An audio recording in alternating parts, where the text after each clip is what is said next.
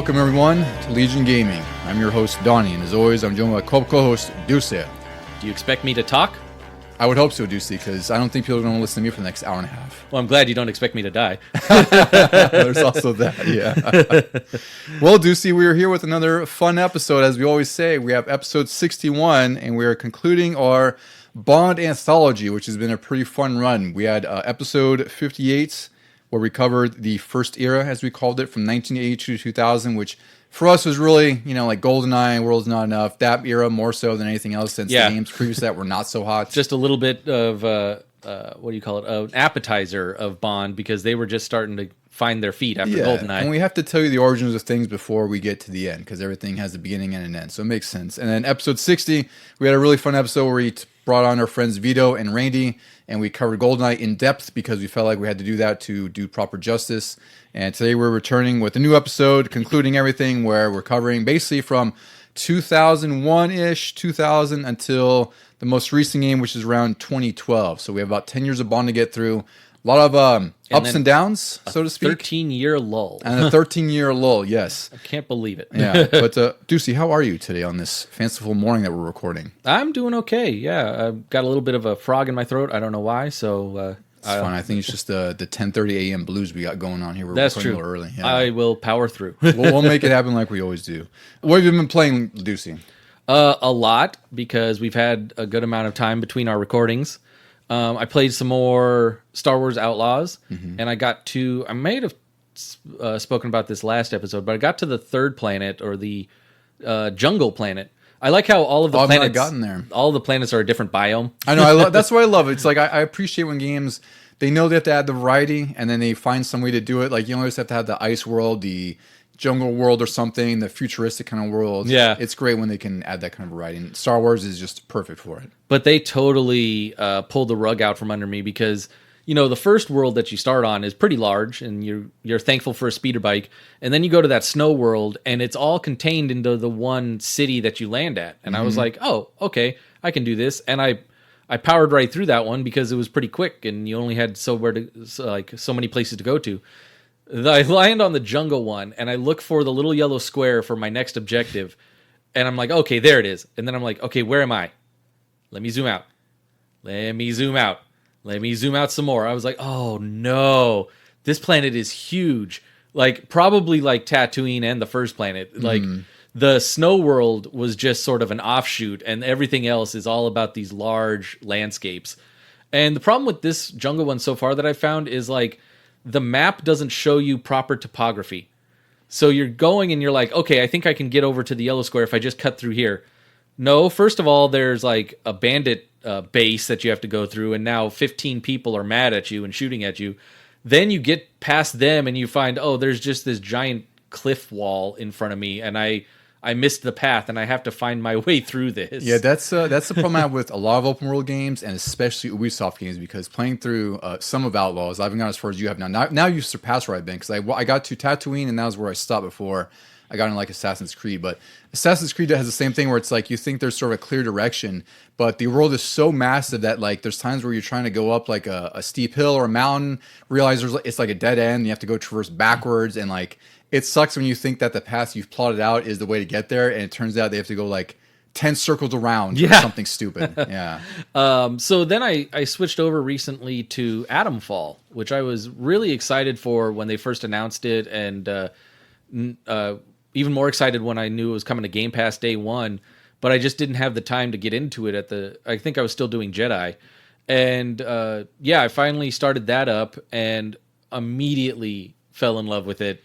Because I knew you would. It's like Skyrim, it's like Fallout, and I'm not sure why they say it's too much different than those, because I was like, no, this seems like you can either go to the main story, or you can immediately get sidetracked with all these side missions and side quote-unquote dungeons. They call them bunkers. And the one thing I did like was all the customizable options for the difficulty before you even start. So you can actually turn this into sort of like Elden Ring, where you get these clues, but nothing shows up on the map really. Mm-hmm. And then you can just sort of wander around until you're like, oh, I found the house that they were talking about, or something like that. Or you can dial it the other way and be like a Fallout, where as soon as you get the thing, you push a button and it tracks it, and now there's markers everywhere. I've gone, I think, kind of somewhere in the middle, where they don't specifically spell out everything, but if I choose to, I can put one marker on at least. So it does leave other things open for exploration. And it's funny because I'll go and I'll find something, and then later on I'll find the clue that told me about that thing, and it says already finished. It like scratches it out. Yeah, I run into that sometimes too, because some of these games you end up exploring perhaps more than the game intends for you to. So like I'll get ahead of the quest, and they'll say like, oh, well, you could pass this point because you've already done this. You've already picked up what you're supposed to, you know? Like, you'll find the quest after the fact. Yep. And you already completed because you went off exploring, yeah. I'm thankful that they do it that way, though, because I remember back in Fallout 3, there were some parts where I explored too far ahead, and it totally, like, broke the game, and I couldn't continue in certain story aspects. That sounds like Fallout 3. Yeah. I would say to a T, yeah. So at least now they're like, okay, well, you did that, and we acknowledge it, but also continue on. Yeah, I want to play Atomfall. That's one of those games. I haven't bought it yet, but it's sort of, I don't want to call it in the backlog because I haven't touched it, but when that came out, Assassin's Creed had come out, and there's also Kazane, I think it's called, the first Berserker that I was playing too. So I knew I was going to get Atomfall at some point, but I was also deep into other games, right? Yeah. But I definitely want to play them because it sounds like what I was hoping to get out of Stalker 2, where yes, it's an open world. Or Chernobylite. Yeah, Chernobylite, which I kind of weaned myself off of too. Like I wasn't so hot on that one, but this sounds more in line where it's like you said, kind of like what you can say we're Elden Ring, where not everything has to be populated on your screen with all these icons and whatnot. Like I kind of like the experience where it's lightly guided. It's like, here's where you need to be, but don't worry about anything else until you get there. You could go off and do whatever you want before you get to that point, which is what I like, where I don't want stuff thrown in my face all the time. Like that's what Assassin's Creed does, where it's like you'll do one thing and all of a sudden these icons are popping up all over your map. Like, like I'm compelled to go do these now, This one is interesting too, because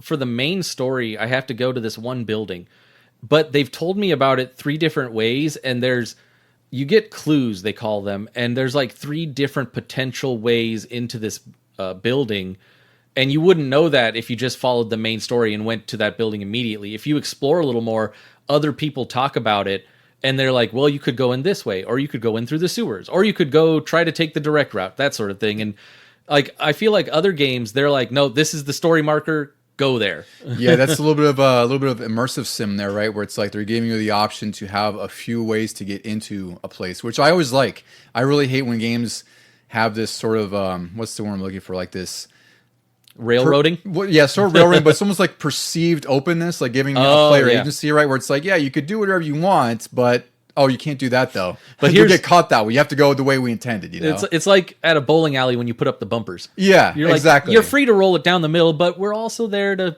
nudge you that way. Yeah, exactly. It's like really, where you're going. We're just going to tell you the exact way to go, even though we're going to tell you that you might be able to do it 10 different ways. Yeah. Where Starfield's a good example of that, where it's like, you get to go back to that, but it's like you might have a way to get into this, but it's not what you think, kind of thing.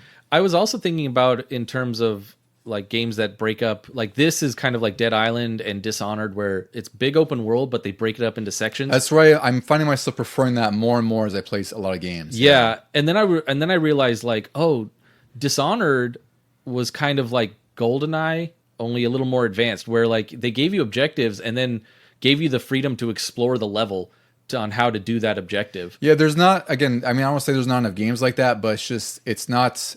There's not enough games like that. Yeah. Because the games like that let you do that. There's some examples of Prey, the 2017 one, where you have a lot of options to attack objectives however you want. There's Dishonored, which I think are really amazing games. I never played 2, though. That's been in my backlog for years now, and I hear how good it is because I beat 1. Yeah. And there's also Deathloop, which is less so of Dishonored, but has that same feel where it's like, you have these hits or these assassinations, and you have multiple ways you can sort of get into there and trigger them, kind of thing, right? I love when games do that, because there's just too many give you this idea of openness, and it's not. Yeah, I feel like Deus Ex did that too back in the day. That if anything, that pioneered it. Yeah, like System Shock and Deus Ex are definitely sort of the beginnings of immersive sims and giving players whatever agency they wanted, and ways to attack objectives that you never thought possible, but they are possible somehow. Yeah.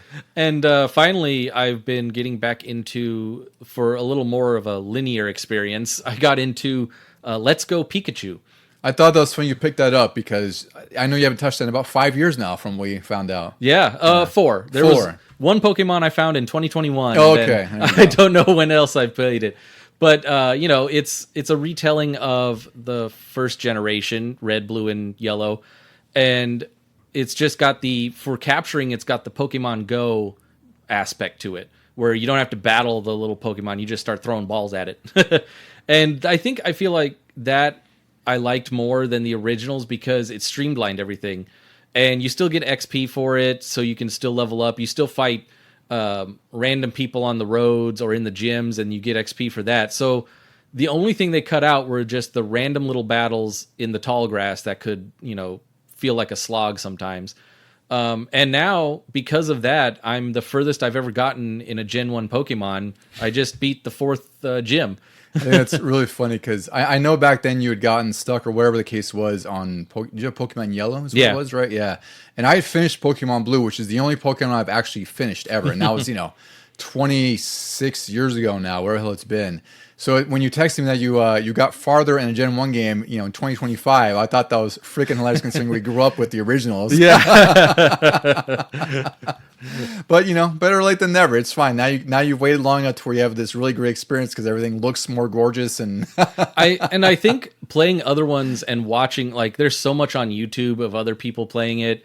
And then playing more recent ones like Arceus has really gotten me into a better mindset of how to approach those games and really utilize weaknesses versus strengths. And also to utilize stat moves rather than just fighting power moves that knock out HP. I'm like, oh, I do want my speed up here, or I do want my evasiveness and stuff like that. Yeah, that's I had the guide back then too. That's also what helped. But that's what I really appreciate about Pokemon is like you had your bench of 6, and you usually had to have a diverse set of elements, right? Because you had to deal with your the other trainers' weaknesses, what their Pokemon were weak to, or some of the what do they call them, the trainers in the gyms, like the gym leaders. That totally relied on what Pokemon moves you had, what elements they were, because obviously if you went in with a bunch of Pokemon that were weak to the person you're fighting, like you had almost no chance, right? And that's also what translated into the trading card game as well. It's like that's what I always thought was great about Pokemon. It's like it's pretty simple on its surface, but if you really want to take advantage of what it offers, you can do that too. I think that helped me too. Recently, when I played the trading card game again on Switch online, I learned more about the tactics of everything, and that translates back into the original game that the cards came from. Exactly, because the trading card game is really just it's a literal adaptation of the actual Game Boy game, which it's pretty interesting, but it works. It works really well. Yeah.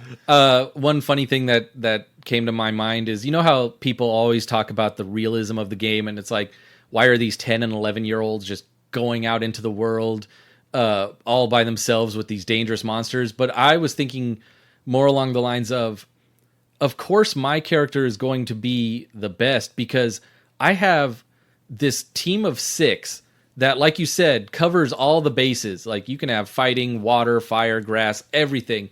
And then you go to these gyms that are very specific. And you're like, how are you guys gym leaders? You've like pigeonholed yourself. You got all the Charizards and Freons, or what do they call them? Flareons. Why are you throwing 3 Pikachus at me, man? Diversify. They maybe that's the thing is they don't account for the other weaknesses because maybe the people they're fighting all have grass types. So it's like, well, they're champions because they come in with a bunch of Bulbasars that get destroyed by Charizards. It makes sense to me. It's like no wonder I'm just rolling through this entire island on you guys. Yeah, it's a bunch of freaking grass Pokemon in my domain. Yeah. All right, for what I've been playing, I finally finished Clair Obscur Expedition 33. That is definitely a contender for Game of the Year for me. Nice. It was one of the combat is just amazing. Like, I went stuff about the last episode, but the story has paid off in such a way that I was really blown away by the twists and everything else that came from this game. It's definitely one of the more emotional games I played because I feel like this game was, you could tell that, at least from my perspective, that when they made this game, they got a bunch of people in a bunch of room, a bunch of developers, and they said, all right, let's talk about the emotions of grief and mourning and acceptance, right? Because there's a lot of themes in this game that revolve around that, and I was like, I was really like, holy shit when I finished this game. So it's honestly one of the best games I've played in a really long time. I know I say that about a lot of games, but this is really, really good. I think it's a big deal for a reason. So I finally finished that. I have a lot of side stuff to do, which so far has been really difficult for me, I can tell, because I'm pretty leveled up. No. But I think I have to, be further leveled up or something.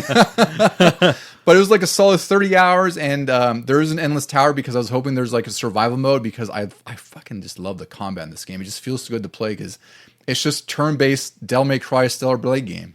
So I recommend everyone check it out. It's on Game Pass.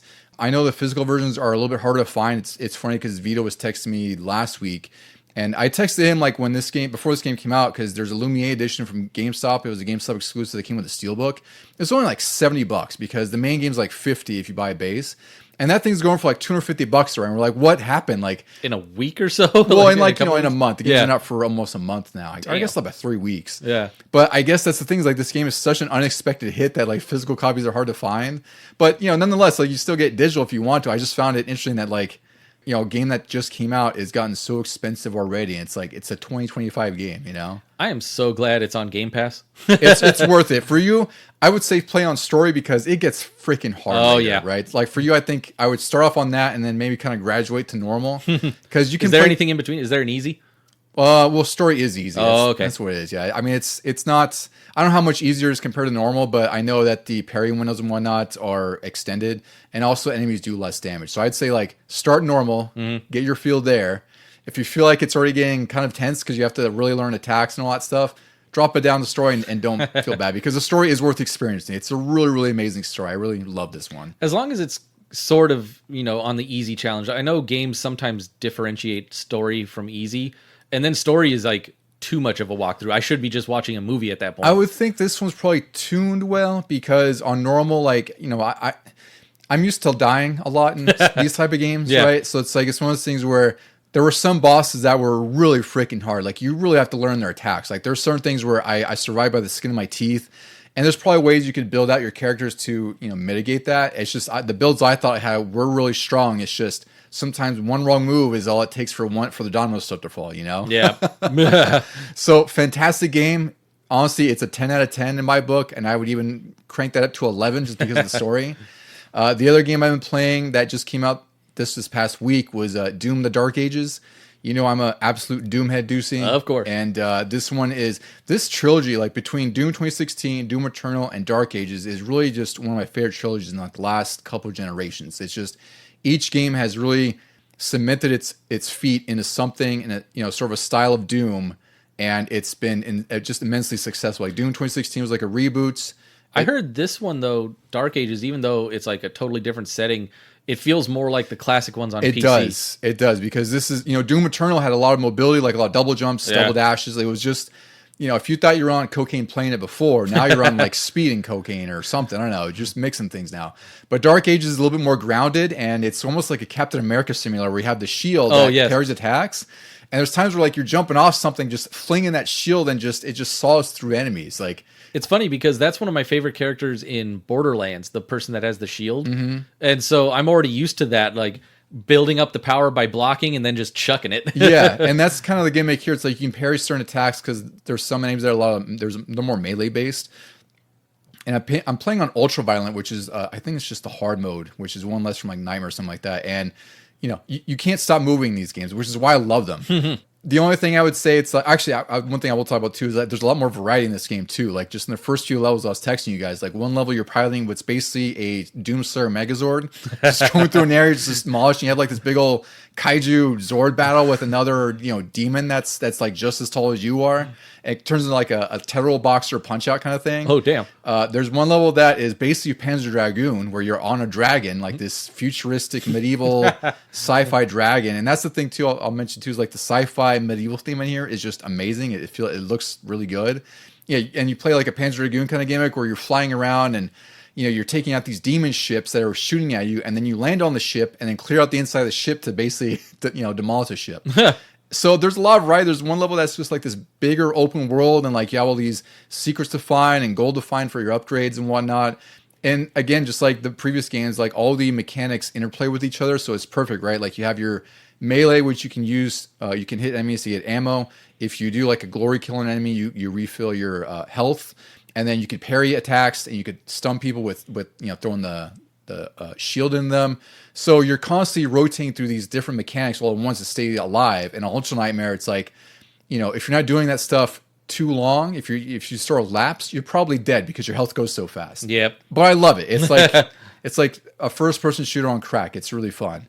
And then the last game that I was playing this week that just came out yesterday, which me and fighting games, Deucy, again, like Doom and fighting games are just bread and butter to me. Peanut butter and jelly. Yeah, some sort of metaphor like that. I was going to try to use Randy's "bread's my butter" or whatever he said. Butter's my... Yeah. But yeah, I crossed my mind. Anyway, Capcom Fighting Collection 2 came out, which the first Capcom Fighting Collection came out a few years back. I had like Street Fighters and like all these weird fighting games like Cyberbots.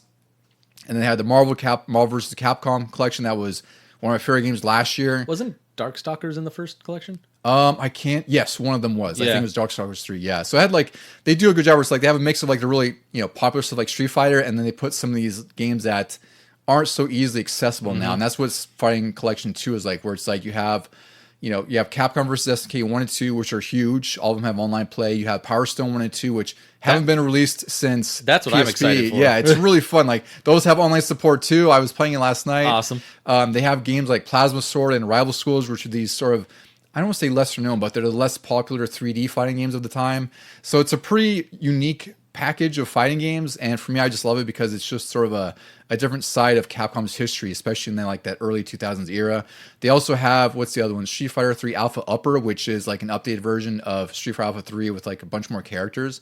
The only downside I would say so far is like they don't have the console version of these games, because Street Fighter Alpha 3 on PS1 and PSP had this really cool World Tour mode where it's like you could take a character and level up their isms, as they call them, like their super bars. Oh, yeah. And had like different ability things where it's like, I think you could equip like, easier blocking or something like that. And that's not in the arcade version, which is what's, the versions that are in here. So I'd say it's like, one of the downsides.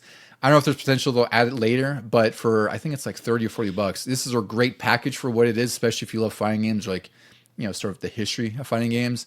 But me, it's like I'll get online, whether I get destroyed or not. I'm having a great time because it's really easy just to play for like a few matches. Or like last night, I was like, I'll play a few, and then it was like 11:30 by the time I stopped. Yeah, I was thinking more about getting this one because of what's in the collection, especially the Power Stones. Like when the first Fighting Collection came out, I was like, oh, that's neat, but I barely played any of those. And then the Marvel vs. Capcom, that was an instant buy. Oh yeah, that's a given. Yeah.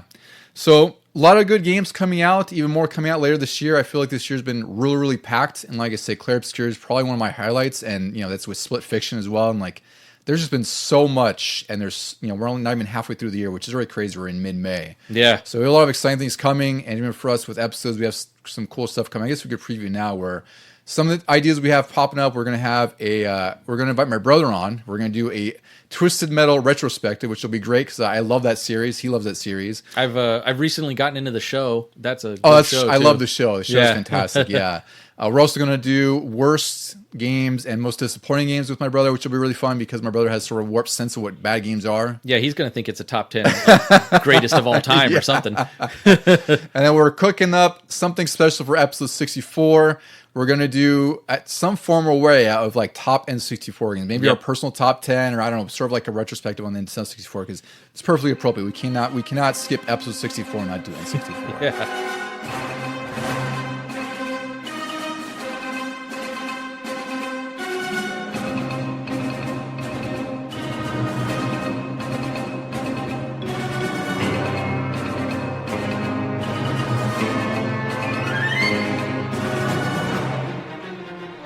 All right, Deucy, we're here once again at part 2 of our Bond, I guess technically part 3 if we want to count it that way, of our Bond anthology, where we're covering essentially every James Bond game released since 1982, except for like the Pro ones. Really, these are just like the bigger ones, so to speak. And today we're covering essentially what's the era between 2002 or 2001, 2002 up until 2012, which represents about 10 years of Bond games, and we've just seen nothing since. So I think this episode will be pretty fun because we have a pretty good variety of stuff here. Like there's some games that are okay when they release, some are really great in my eyes, and there's some that are not great. And then we have a few that are just like, what were they thinking here? So this was a cash grab. This was a cash grab. This was, we have people we have staff. Let's make a game that may or may not make sense. So the first one we're going to start with, Deucy, is James Bond 007 in ... Agent Under Fire, which was released on PS2, GameCube, and Xbox in November 2001, with the GameCube and Xbox versions in March 2002. This is an interesting era because previous to this was The World Is Not Enough, which was the first EA game, because before this, Rare had developed GoldenEye, and they surprisingly did not develop the second game. Tomorrow Never Dies was the first EA. Oh, that's right. Tomorrow Never Dies was technically the first one. I keep thinking like only N64 for some reason is what it is. But The World's Not Enough went back to first person, and then for most of the games after that, they were like, let's stick with first person. For good or bad, which we'll get to, it's pretty interesting. Bond's had an interesting legacy after GoldenEye, is what I'll say. So Agent Under Fire, it was developed by EA Redwood Shores, and it was published by EA.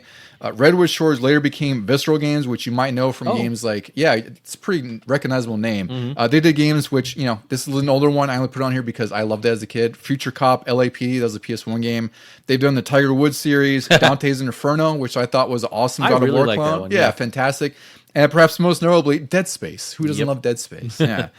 Agent Under Fire, interestingly enough, used id Tech 3, which I thought's fun because I'm playing Doom the Dark Ages now, which is on id Tech 8. Oh my. Yeah, and id Tech 3 was the engine for Quake 3 Arena, which at the time was one of my favorite shooters on PC. Granted, I played like 5 shooters on PC because I didn't play PC much. Because your PC couldn't... It couldn't run it. It would smoke. Yeah, I would get yelled at for playing on PC because of my uncle, But nonetheless, I thought it was an interesting factoid because this engine powered games like Return to Castle Wolfenstein, some of the Medal of Honor games, Jedi Academy, and one of our favorites, Deucy, Star Trek Elite Force. Oh, nice. I did not know that. Really? Oh, yeah. It's funny. The PS2 version on the box says runs on the Quake 3 engine or something like that. It's really fun.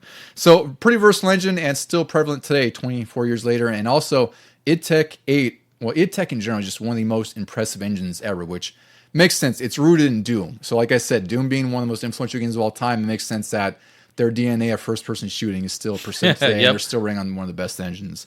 So the original story on this game is not based on any of the movies. I think that was a lot different for us because we're used to the movie-based games more than anything else. That's what got me excited for this release was like, I didn't even care about likenesses or anything like that. I was just ready for what they could do with Bond now that their hands weren't tied. And that's what I was going to say. I think, it's great to have like a tie-in kind of game, but it's also great to have a game that doesn't have to be confined to the movie or something like that, where it's like they're in collaboration with MGM or whoever's making the movie saying like, okay, we have to do this, you can't do that. This gives them a little bit more creative free reign. And I think that's what is best presented with this game for sure. I want to say I don't know if it was on this one or on some of the ones we'll be covering, but they got writers from the movie series to like help with stories. I think Everything or Nothing maybe they did. It was we'll see him. His name is, I think, it's Bruce Fierstein. Yeah. His name pops up a few times throughout the series after. I think it's Nightfire, Everything or Nothing is when you start. But yeah, they started to get the screenwriter who he worked on like Goldeneye, I think, and a couple other Bond projects. So it's cool that they did that because you can definitely tell as we get into these games how the quality starts to go up, like they start to find their groove, so to speak. And I think Agent Under Fire is a really solid effort for what it was. The story here, Bond pursues a guy named Nigel Block. He's the head of a company called Identicon, and he's out to retrieve 2 suitcases with blood vials that have samples of these different world leaders. And it is revealed that Adrian Malprave of Malprave Industries intends to clone these world leaders to cause chaos, which is a very Bond plot. There's even I noted here, there's an underwater cloning base called Poseidon, which I thought was fantastic. It's great. And this game actually started out as The World's Not Enough for PS2 and PC with a combination of stealth and action. It actually included boating and skiing and casino levels, which I thought would have been kind of fun. That makes sense because in this game, like we're almost right off the bat, you drive the BMW Z8, which was the car in The World Is Not Enough. Also, some of your gadgets are very The World Is Not Enough. Like you have the glasses that do a bunch of different things, which like famously that was what he first wore in the movie. And I was like, when you wrote that and I read it, I was like, oh, that makes perfect sense. Yeah. And it's funny because maybe we talked about when we did the earlier episodes, like I don't know if we mentioned like, or no, it was 007 Racing where I said I wish this was a PS2 game, not World's Not Enough. Yeah, that's right. That's what it was. I'm getting confused. We had so much Bond going on. Yeah. The World's Not Enough though. This one was actually supposed to release late 2000 before EA delayed it to late 2001, and they had reworked it to be in a totally original Bond game, which I think worked out for its benefits. Well, they'd already released the other two, I guess, on N64 and PlayStation 1. But like, if they had released this 2001 as Twine, we'll call it, then it would have made perfect sense because the other two were 2 years apart from their movies. And that seems to be what they needed to develop these games properly. Yeah, I think, it's at the end of the day, like, I'm fine with the game being delayed if it means it's good, because there's some examples, and we'll talk about one specific one way later, where it was probably rushed to meet a certain time. Yes. And you could tell. And it's fine. Like, yeah, I think it would have been fine if it was 2 years after that, because even we talked about with Worlds Enough, where I think that came out like a year after the movie, something like that. And maybe I noticed when I was a kid, but I feel like it wasn't a big deal because we were just happy to have a game based on the movie we enjoyed. And they did a good job. And they did a great job, yeah. So Age Under Fire, I thought this game was really amazing because I remember I played Euros because you bought it pretty much right away, if I remember. Right? Yeah. I could not wait. And there's a lot of variety in this game. The first level is, for me, like, when I replayed this, it really just felt like this really raucous arcade game, and I loved it. Because I didn't realize the auto-aim was so generous. It almost felt like a rail shooter, which, it does get to a rail shooting level, and even the second level. But it feels like they tried to get the best of Bond and make it like this really bombastic action sort of spectacle. They did a good job with the stealth in this one. It felt a little more stealthy than like Goldeneye. But if you blew it, you could still at least shoot your way out. The only problem I was having was in this one room, it got really dark, and I didn't have any night vision goggles, and I don't remember it being that dark on old CRT TVs. But luckily, like you said, the auto aim was very forgiving. So I would just sort of scan my gun in the darkness until my wrist snapped, and then I'm like, okay, shoot. Yeah, it's I really like this game. There's 12 missions, and again, like they do a really good job keeping the variety because the drive segments are really fun in this game, which is a common theme throughout most of the early EA games on the PS2 and Xbox and GameCube. And I think that's what's most emblematic about this game is those Bond moments tied to literal Bond moments that the game rewards you for. I think that was the biggest thing that stuck out to me when I remember playing at your house back then was you could do certain things where, like, if you shoot like an explosive barrel and it causes like a chain reaction, you'll hear the little Bond jingle every single time.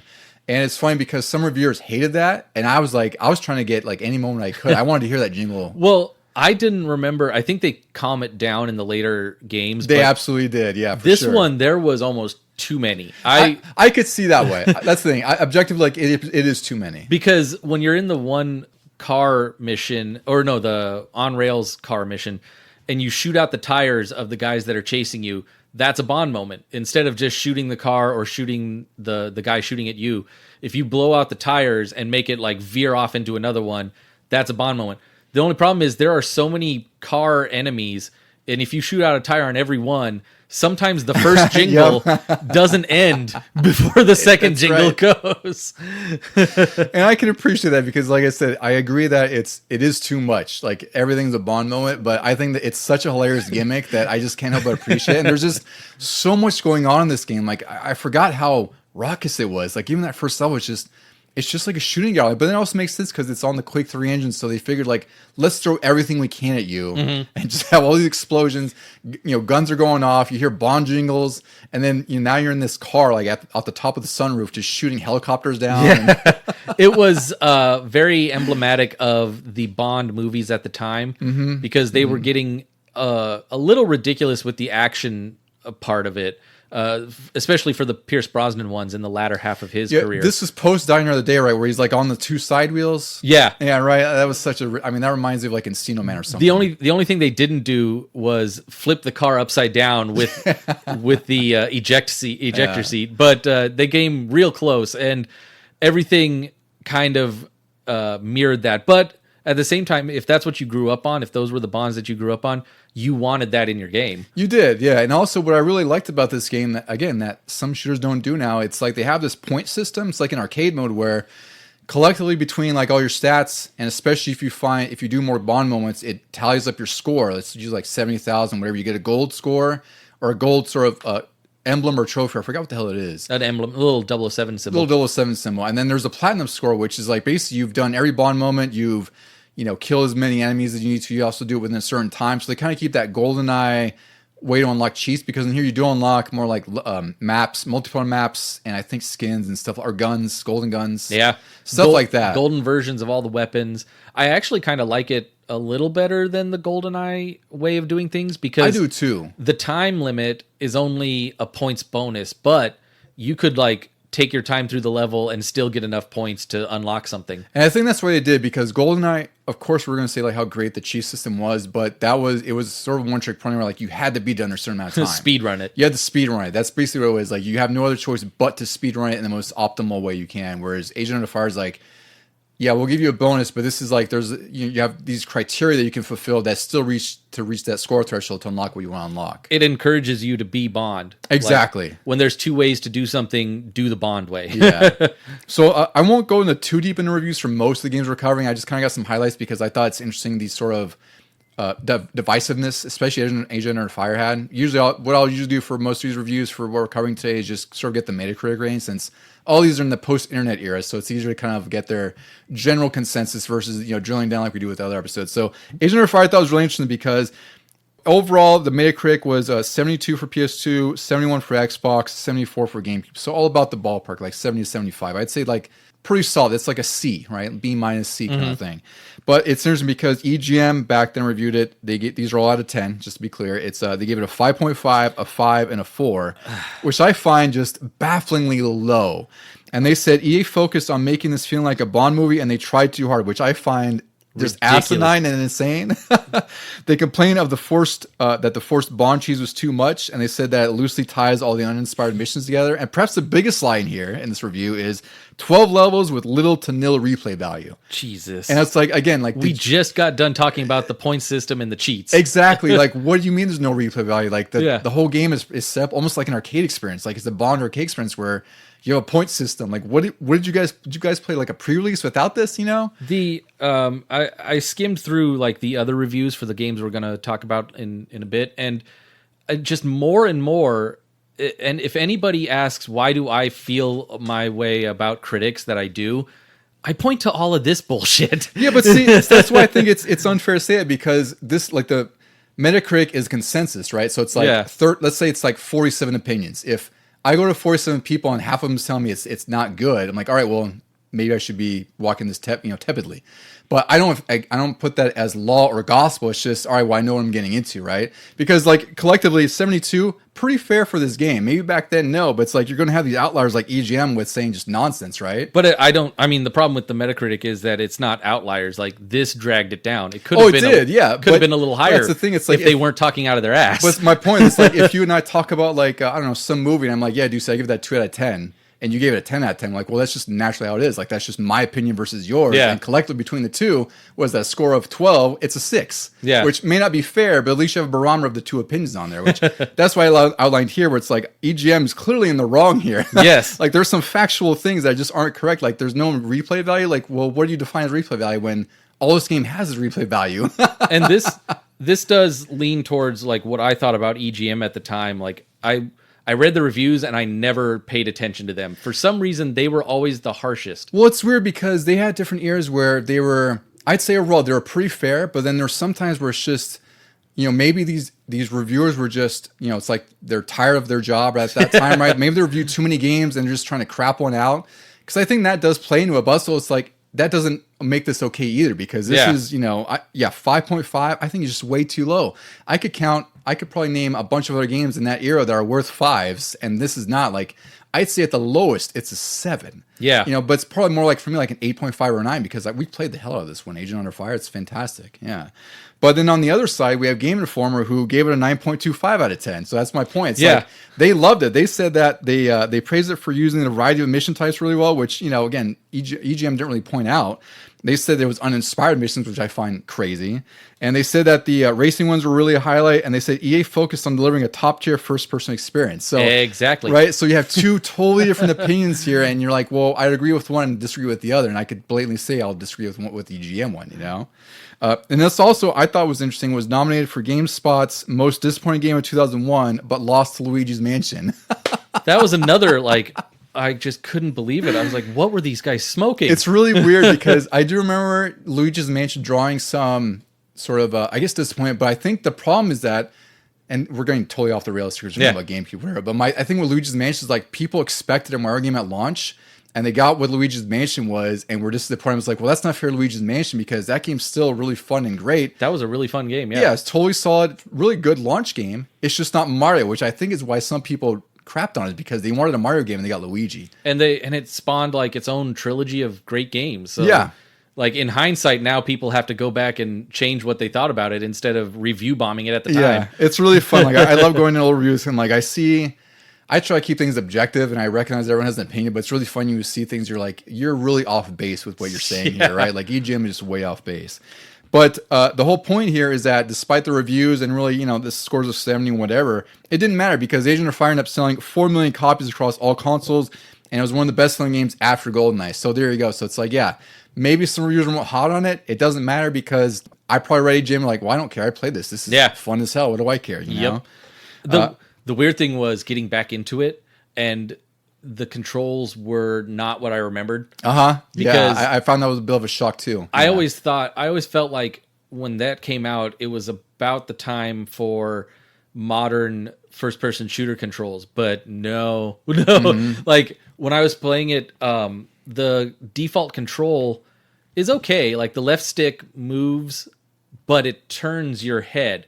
And then the right stick makes you look up and down, but it strafes. And I was like, okay, I remember back then I never touched the controls. Like it just seemed natural to me. But now that hurt. Like that hurt my brain. I had to luckily find one that made moving all on the left stick and turning your head all on the right stick. That's what I did because I did the same thing where I misremembered that these games do have like dual stick controls, like, and like that L2 and R2 are shooting and, alternate fire. And it's not the case. Like, it's still weird that face buttons are shoot and reload. Yeah. It's a little bit of an adjustment, but it's funny like how, I mean, granted, we haven't played this in like 20 some years, but it's funny how foggy your memory gets. You're like, oh, this is not what I remembered at all. And back then though, we popped it in the console and just started playing. It was like second nature to us. Whereas now, I can't wrap my head around it. It takes some adjustment, but again, like the auto aim is so generous that it's fine. And also, when I played on PS2, it's just a common problem with PS2 and Xbox games of the time where, the aiming isn't as precise as it is nowadays, right? So it's like I found myself where any sort of movement of the stick was not as sensitive as I would expect. And even turning the sensitivity up, it still felt like it was imprecise. It was just a faster, imprecise aiming than what it was. But it didn't matter because back then, it was what it was. Like I didn't have an issue with it now. Like it's a bit of an adjustment. But once you get, you play like 10, 15 minutes, you're like, okay, it's not so bad now. It's old, but it's still totally playable. Yeah, I got into it a little more. The only problem then was I got to about the 4th level and the stealth wasn't where it could have been. Like they were paying attention to noises, so I had to crouch and be quieter. But like as soon as you popped around a corner, a guy would see you and like or go running for an alarm. And I'm like, there wasn't that slight delay of a guy trying to recognize what he was seeing. It was just instant. You're not right. And what I found playing through these games, because I played through, I think just about all of them here. I mean, not all through them, but I played all of them before with this, and I forget how poor some of the stealth could be largely because some of the AI is so bad where it's like you might creep up on them and then for some reason they'll just know you're there. Yeah. And then alert everyone in the area regardless of who's in the area. You're like, did I breathe too hard? It's like, did you kiss him on the neck or something? Like, what happened here? Yeah. I also thought the sound effects were funny where I was just trying to run or walk or run through the level and the footsteps do not match a human's running or walking noise. It was like pop, pop, pop, pop, pop, pop, pop. Just going at a normal speed. Yeah, that's that early 2000s. We got new sound effects. Yeah. Here's what it might sound like if you're running at a full sprint at all times. They were like, well, GoldenEye didn't have footstep sounds, so we're going to put these in. Now you feel more real. Yeah. All right, the next one, Deucy. This one might be, I would say this one, I don't know, this is hard to say if it's my favorite of the original trilogy, because I feel like this and Everything or Nothing are top 2 for sure. Mm-hmm. But the next one is James Bond 007 Nightfire. This was on PS2, GameCube, Xbox, Game Boy Advance. Even got PC and Mac ports. This was released November 2002.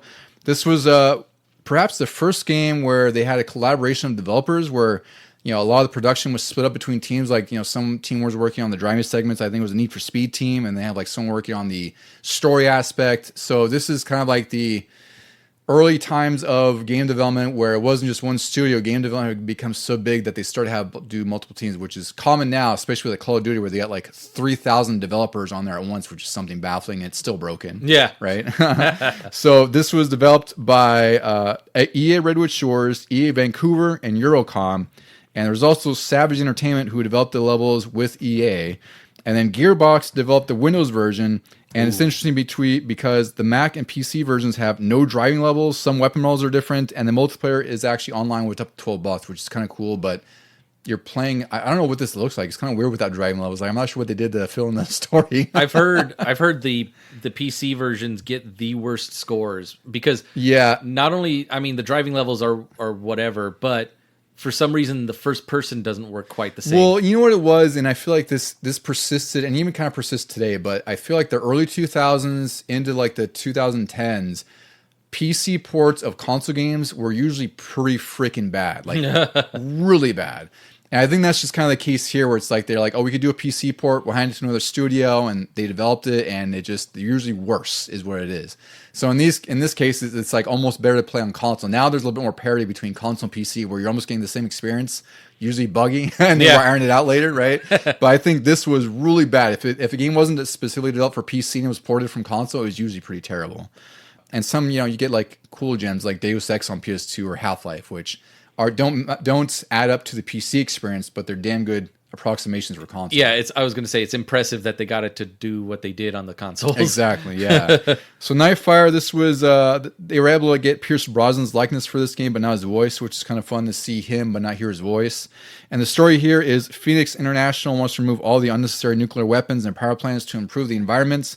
The company led by Raphael Drake is suspected of stealing a weapons guidance chip. So, of course, Bond is out there to discover Operation Nightfire, which intends to redraw country lines and take control of corporations. So, again, another Bond conspiracy story, which I think is totally fine and great for what they're trying to do here. And this, again, also goes with hand in hand the Pierce Brosnan era, because this ends with a...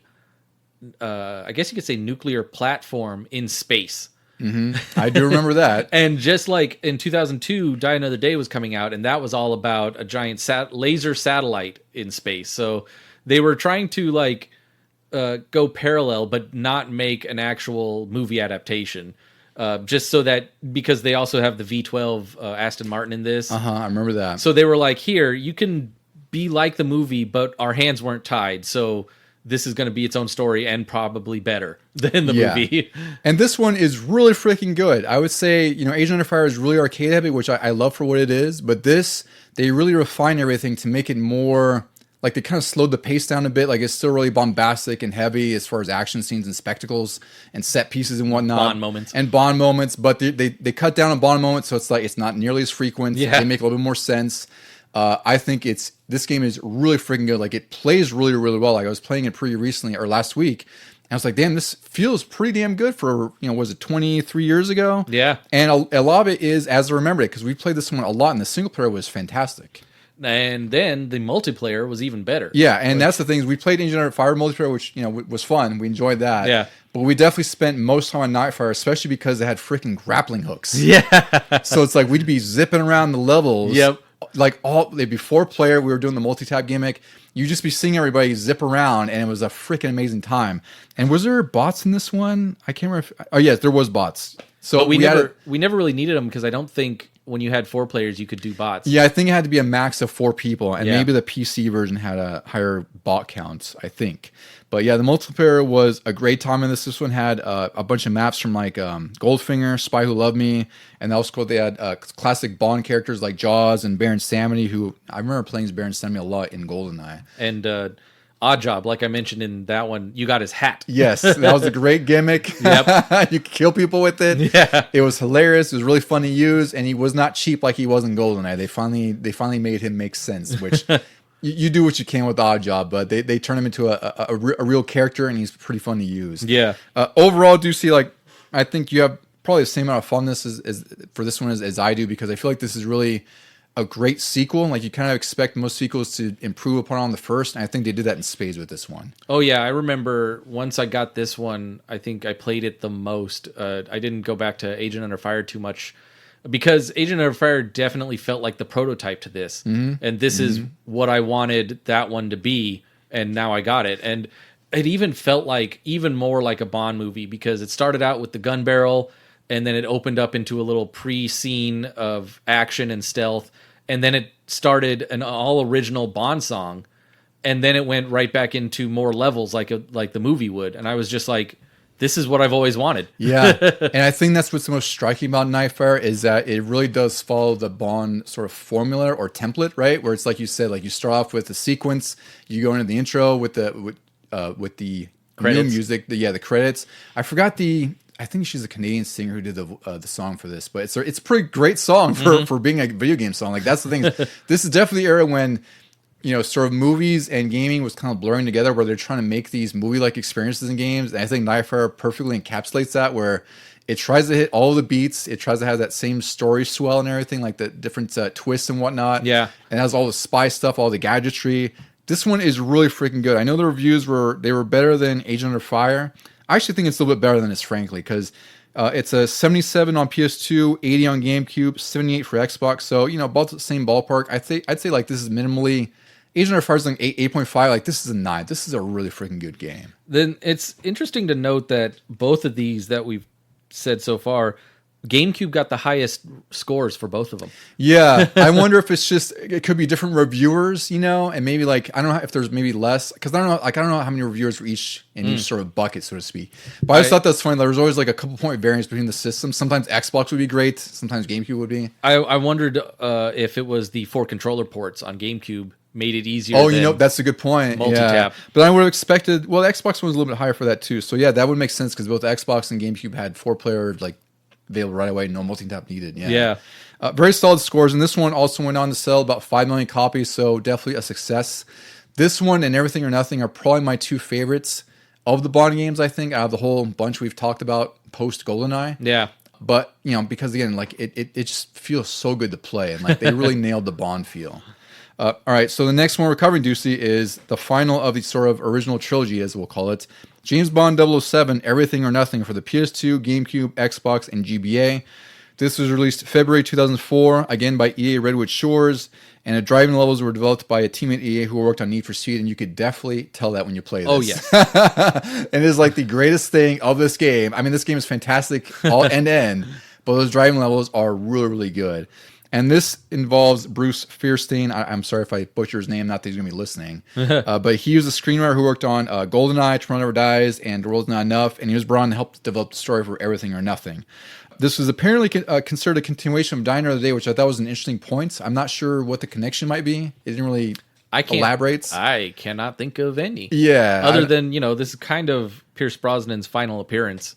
Yeah, I guess that's probably true, right? Maybe that's the instance, the loose end that they'll, or the loose thread that they consider. I don't see any relation for any of the characters. Weirdly, they bring Jaws back, and he hasn't been around since Roger I know, Moore. I thought that was funny. Yeah. All right, the story in this game, Bond is sent to rescue Dr. Katya Nadanova, who is part of a top-secret nanotech project. She later reveals that she's working with ex-KGB agent Nicola Diavolo, who's played by Willem Dafoe. We'll get into the cast here in a minute because it's a pretty awesome cast for this game. And Willem Dafoe / Nicola Diavolo intends to repurpose the nanobots to eat through all metals except platinum so he can destroy the Kremlin to overtake Russia and then Europe, because his tanks are being made out of this platinum material that the nanobots want to eat through, which this is a crazy plot to begin with. It's nuts. And then, years later, we'll say about 21 years later, they use nanobots again for No Time to Die. Yes, they do, which I didn't even connect that. I totally forgot about that. Yeah. So this kind of influenced it in a way. Yeah. Yeah. So the cast here, it's pretty crazy that they got this huge of a cast, because again, this is what I said here, where this is kind of like where games were really trying to replicate that movie experience, which is sort of that whole spectacle. And they really got a pretty big cast here. They got Pierce Brosnan, Judi Dench, John Cleese, Willem Dafoe, Heidi Klum, Shannon Elizabeth, and Richard Kiel, as you said, is back for Jaws. Richard Kiel, who his Jaws, you also know him as Mr. Larson from Happy Gilmore, as the giant who... Oh, yeah. Right? Oh, yeah. That's like what I most know him for, but he came back for this freaking game, which is amazing. Yeah. And they even got Maya to do the Bond song That's right. at the beginning, and then she has like a little cameo appearance because back then all the singers would get like a cameo. Yeah, and again, so as much as Nightfire expanded on Agent Under Fire, Everything or Nothing was even more ambitious and even more inspired than Nightfire was. Like, they were on fire I hate to use that as a pun, but they were on fire at this point. And it's interesting because this game also changed perspective. Like, they changed it to a third-person perspective, which was very different for the time, or at least for what Bond games were. Yeah. And really, EA did that because they thought that it's Bond, so you kind of want to see Bond. Also, I think they had Pierce Brosnan's likeness, so it's like they want to, make full use of that, right? Yeah, I mean, you got it in Nightfire, and then you didn't really need it because you never saw him except for cutscenes. And now in this one, you really felt like Pierce Brosnan Bond because he was talking. He was actually saying quips and things too while you were going through the levels. Yeah, and this game again, it feels great. I think the camera is a little wonky. It's it's early 2000s camera, so it's not always precise, but it works. That's the thing. It's like,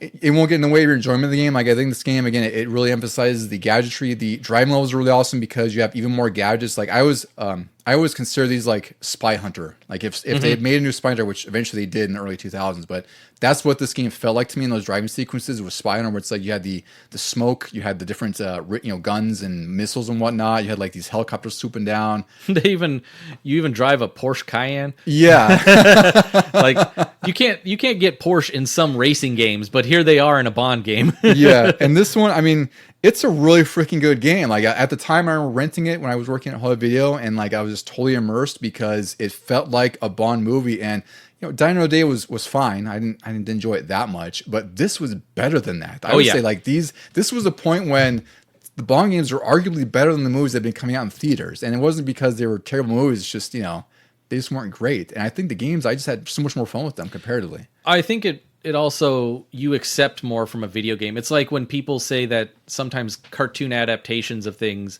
for especially like comic book movies and stuff, are better than live action, because when it's a cartoon or when it's a video game, you're totally okay with the over the top aspect of it. Yeah, it's true. You kind of expect sort of the, I don't want to call it the caveats, but sort of the what the medium brings with it. Yeah. In addition to these adaptations. You're like, sure, I will jump this car through the air firing a missile at a helicopter. That's true. And also the fact that you're more immersed and you're experiencing these moments, like you're the ones handling these moments, like that's what makes it even better. It's like when you see like a slow-mo scene or something, like, oh god, that looks freaking awesome. Like, I feel like Bond at this point. But now think of what Fast and the Furious has become, and you're like, God, I don't want to watch that. But it's what was happening in these games. It was, yeah. But the thing is, like, that's you're right. That's the difference. Whereas if I'm playing a Fast and the Furious game for 2.5 hours, I'm having a great time. But if I'm sitting there watching this for 2.5 hours, I'm just like, all right, I'm over this. Yeah. I appreciate the over the top gimmicks, but I'm kind of bored at this point. Yeah. This game also had a 2-player co-op mode, which I don't remember. Did we play that at all? We did. I can't recall. We did briefly. You weren't. Neither one was Bond. You were other MI6 agents. Yeah. And you were sort of going in either before or after him into some levels, and it had its own story. It's tied to the main game from what I understand. I just don't recall much of it. And there's also you have to unlock it with certain gold awards. So I remember doing that.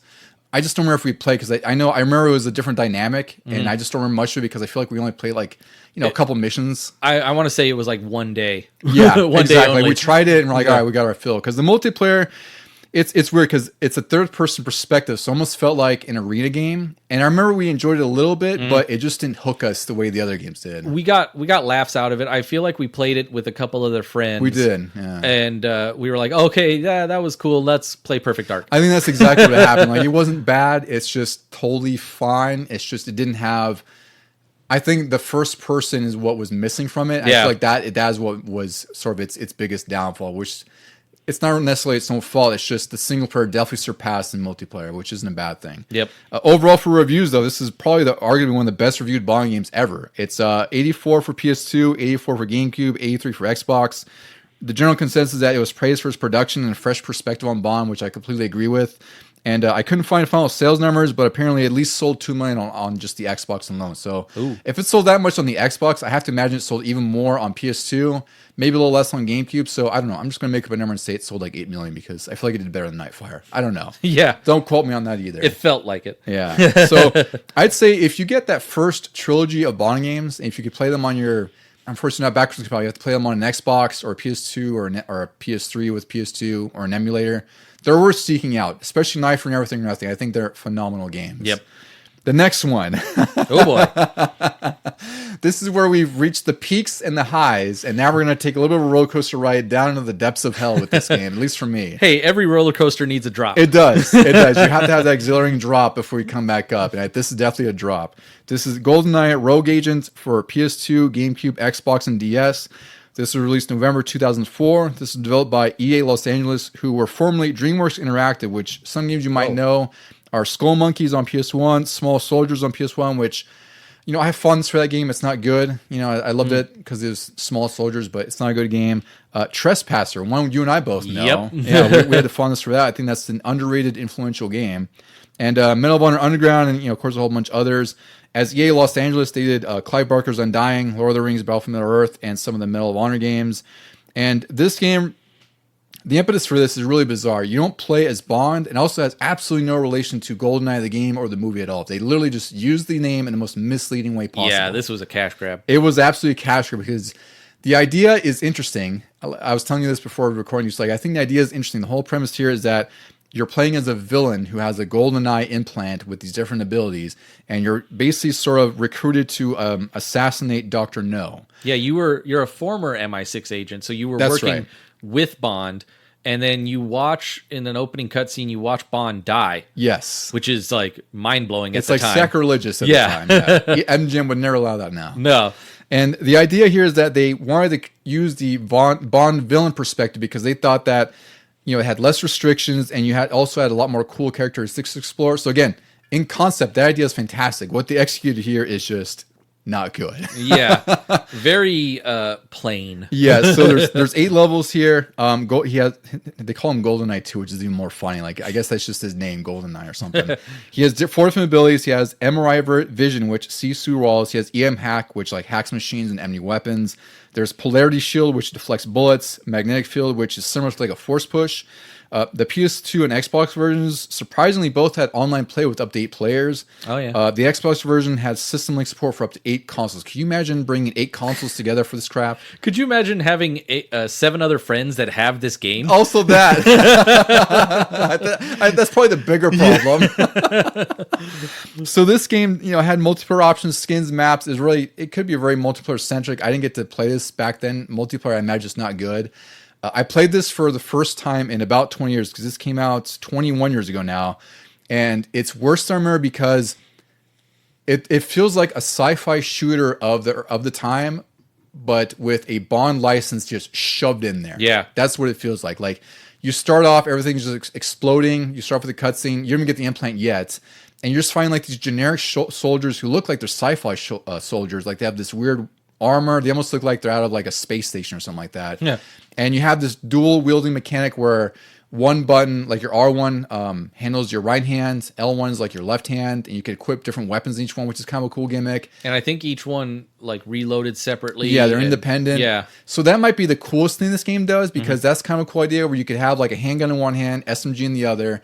2-handed weapons. It just meant you were aiming down scope, which is the most awful aiming system. Yeah, it just doesn't really work. You don't even need it. This game is so arcadey. Yeah, that you want to just free fire. You don't want to stay in one spot. Yeah, very long at all. I did enjoy the mix and match aspect to it because back in GoldenEye, we didn't even talk about it on the episode, but there was a way to glitch the system so that you could do 2 different guns.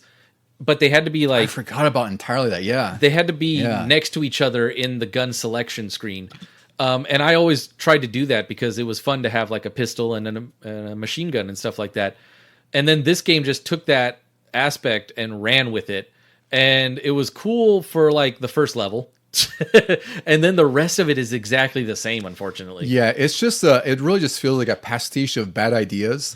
And none of them really work. It doesn't feel fun to play. The movement is really slow and stiff, which also doesn't help because the game it moves pretty fast. There's so much crap and enemies that shooting at you that you really have to keep moving or hope you can find some cover.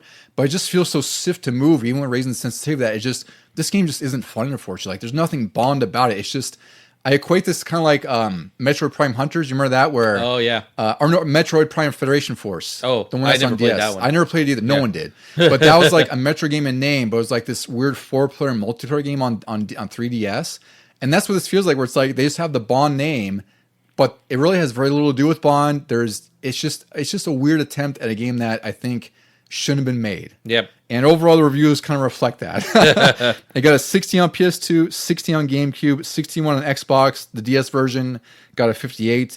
Really, the complaints were around the lack of innovation and personality, and some thought it was a poor attempt to capture the same success of the original GoldenEye, which I agree with. Like that, it's really weird and misleading to say like this is GoldenEye, and then you have a character and theme and story that has absolutely nothing to do with the movie that end game that people were so fond of like 7 years before this. You know. I think it was just trying to play on the, like, everybody was talking about, oh, is there going to be a GoldenEye remake? And they were getting whispers and rumors. And then they were like, well, we can't come to an agreement, but here's the name. Yeah. I think that's exactly what happens. Like, they saw the name, GoldenEye Rogue Agent. You're like, oh, what could this be? And you got this, and you're like, oh, no. Put this back in the box. Yeah, no thank you. I do like the cover art, though. I will say that. Like, it's kind of cool looking, because that looks like a Bond thing, but it's just once you open up and put the disc in, it's just not a fun time. It could have been any other hero, any other thing. Yeah, generic shooters are us. It's crazy. That one was a stinker. Yeah. The next one, not a stinker. This one is perhaps my biggest surprise out of the ones I played recently. This is James Bond 007 From Russia with Love, released on PS2, GameCube, Xbox, and the PSP. Even got a version on there. It was released November 2005 for all the consoles, and PSP was 2006. Again, developed by EA Redwood Shores, published by EA and MGM Interactive. The story, this is based on the movie. It's so much so that it's even got the 60s feel, which I think is freaking fantastic. It works really well.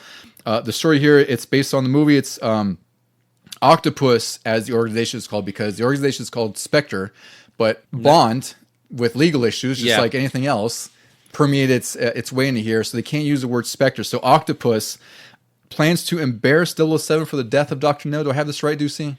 Something like that. And they're using an encoding machine called Lecter, but they need Bond to steal that so they could basically kill him and take it from kind of thing. Yeah. And this is all by Octopus, which I thought is a fun kind of name that I guess they couldn't do Spectre, so it's like, what's the closest thing we use? Octopus?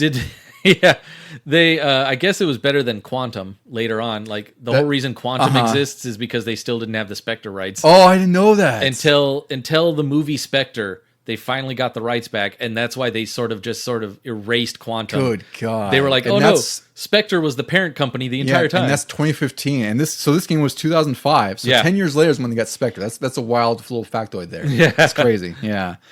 So this game is kind of considered to be a director's cut of the movie, and it's also Sean Connery's first appearance as Bond since 1983, Never Say Never Again. That's really wild. 22 years later, he reprises, or his face at least, reprises his role. I don't know if his voice is in here. Is the voice? He did the voice too. Oh my God, I couldn't tell because I was playing this and like I was like, that sounds like him, but I can't tell if it's like... I mean, because it's old Connery. It's like exactly Hunt for Red October Connery. That's what I thought, yeah. But he even said, because he hadn't been acting in movies since, League of Extraordinary Gentlemen. And that was like early 2000s. Yeah, and so when he did this, I saw in an interview, he was like, this was really fun. I would do more, because he always liked Bond. He goes, I'd be Bond again because I can just sit here and talk. I don't have to do the action. Yeah. No, it's freaking awesome what he even did, because I assumed that it was a mix of like movie clips and maybe they got some, voice actor to mimic him. I was like, that sounds really good. But I couldn't tell because, like you said, it's old Sean Connery. Yeah. You know? So this game has around 14 levels with 4 bonus unlockable levels. There's speedboat levels, which are cool. I didn't get to play that when I played through my playthrough recently. But I think that's really cool. This is a weird amalgamation of Bond, like not only Connery, but maybe Roger Moore too. They were like, okay, we might only have one shot at this classic, like remembrance of it. So we're going to throw everything in it. The jetpack was from maybe Thunderball, I want to say. It was Thunderball or Moonraker? Is that the one? Which one? I thought I noted it. Okay, both? I mean, Moonraker for sure, because they were in space. Yeah. But Thunderball, he's flying around a city in a jetpack. And then the speedboats are from Live and Let Die. So they really wanted to say, hey, if we're going to have one shot at this, here's everything you remember from old Bond. And it's great. Yeah. That's the thing is I played through... I didn't play through this back then. Like, I rented it when I was working at the video store. I enjoyed it. I vaguely remember playing multiplayer because I remember just the jetpacks more than anything else. I feel like we might have played a couple matches. I can't recall. But I forgot how good this freaking game is. Like, it's old now, like it's 20 years old, and like there's definitely some sort of early 2000s kind of jank. Like the cover system isn't so great. Like it works, but sometimes it doesn't. But it's so freaking fun. Like it has full-on camera control with the right stick, which I was pleasantly surprised about when we just talked about how we feel like older games had controls that we didn't expect. Yeah. The jetpack feels really fun to use in here.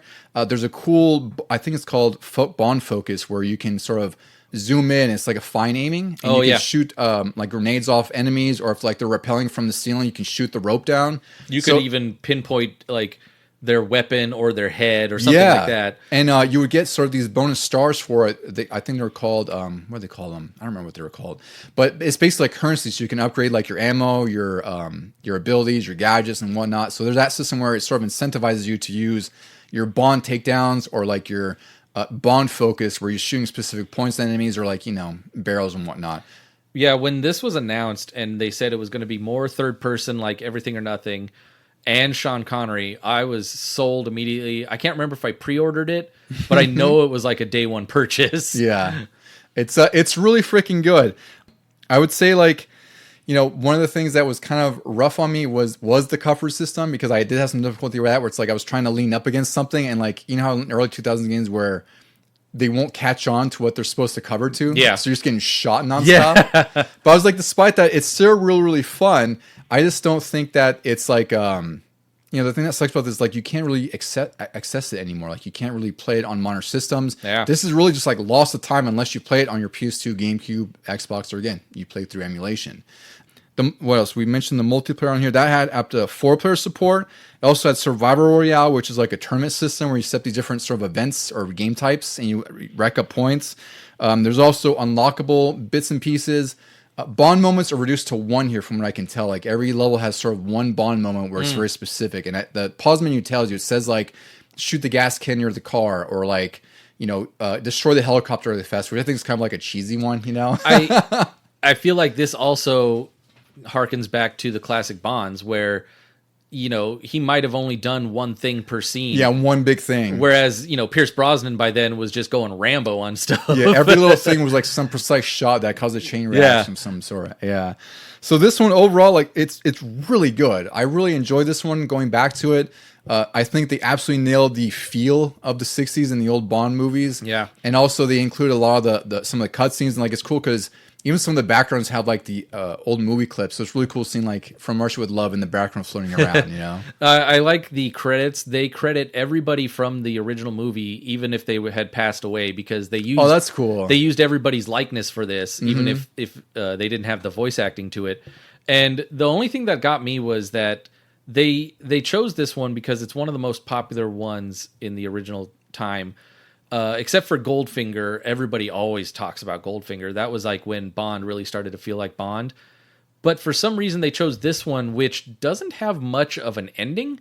So they throw in, I know you said they considered this like a director's cut, but it would be hilarious if there was actually footage filmed of this giant machine that Bond has to fight. Yeah, you have to talk more about it, because I didn't get to the end. And then when you mentioned the machine, I was like, I kind of remember you talking about that way back. Yeah, you're I want to say, I can't remember if you have the jetpack, but you're going around this large room, and the main bad guy, what's his name? Red Grant, I believe. He is in the middle of the room in this giant like metal pod, and then it's got 4 arms that are like spinning around with guns, flamethrowers, saws and everything, and I'm like, this seems like an Austin Powers like joke of an like end. Dr. Evil's kind of machine. Like as if they were making fun of Bond. It's so wild that like in the movie there's a really cool fight on a train, like, but it's very old school. It's very fist fight, 2 hands slams on the back of the guy's back and stuff. And then you also fight Kleb. She has that poison shoe knife, and that would have been a cool like I think that is in the game too still. But there's this giant machine. It's like Warner Brothers got a hold of the script and said, we want a giant mechanical spider. It's funny. I was gonna say that's a good sort of comparison, because it's almost like where they tried to make this close to the movie, and then they did the most game thing ever by making like the most video game final boss you could imagine. Yeah. Which it's funny. Like I totally forgot about that until you mentioned. Like, oh, that's right. I forgot there was like a goofy final boss in this game. They had to end it on something ridiculous like that. Yeah. Reviews overall were surprisingly mixed on this one. I was kind of shocked. It's 69 on PS2, 71 on Xbox, 70 on GameCube, and the PSP version got 61. The consensus seemed to be that overall it was a really good experience, but thought it was too easy, which I did kind of see. Yeah, I could see that. Because even when I was playing through, like, I was shooting, I was trying to be Bond, but then they're right. Like, I realized that, like, I could just run up and sprint to people and do the instant takedown, which is just, you hit melee, and then it pops up with, like, a QTE with, like, one single button where it's, like, triangle, X, whatever. And that's it. You subdue the enemy, you get your little point, and that's it. I thought that was a nice inclusion, though, because back in the day, Sean Connery used his fists a lot more than guns. I think it's fine. Yeah. The only thing that sucks is like, Bond wasn't fighting like in a hedge maze. He wasn't fighting like 27 enemies or something. Yeah, no. Right? So I think that's the only difference. Like I think it's fine for what it was trying to do because it is very Bond like. But then you do that 27 times. It's like, all right, well, yeah. I don't know. This doesn't really work in that sense. Yeah. But I could see that though. Like really, if you wanted to go shooting through, you totally could. But if you wanted to go, Bond rush these guys in melee, go ahead and do that too.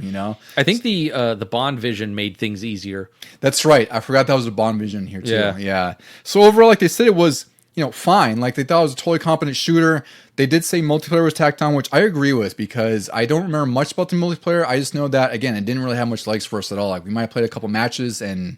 Yeah, that was another like maybe one day thing. Exactly, yeah. So I feel like this is a little bit underrated of a game, especially even playing it now. I was actually really impressed with how good it felt and how fun it was, and it was just a really great time. I was actually really impressed with this one out of all the ones I replayed because I just forgotten so much about this one. Yeah. And the game director, Michael Condrey said that it was a good game, but we didn't have enough time or resources to really deliver on the vision we wanted for it. So I'd say like, given the time they had, they did a damn great job. But I also would have loved to have seen if they had like another year what they could have done. Maybe it would have been on 360 at that point or something too. Oh, yeah. Yeah.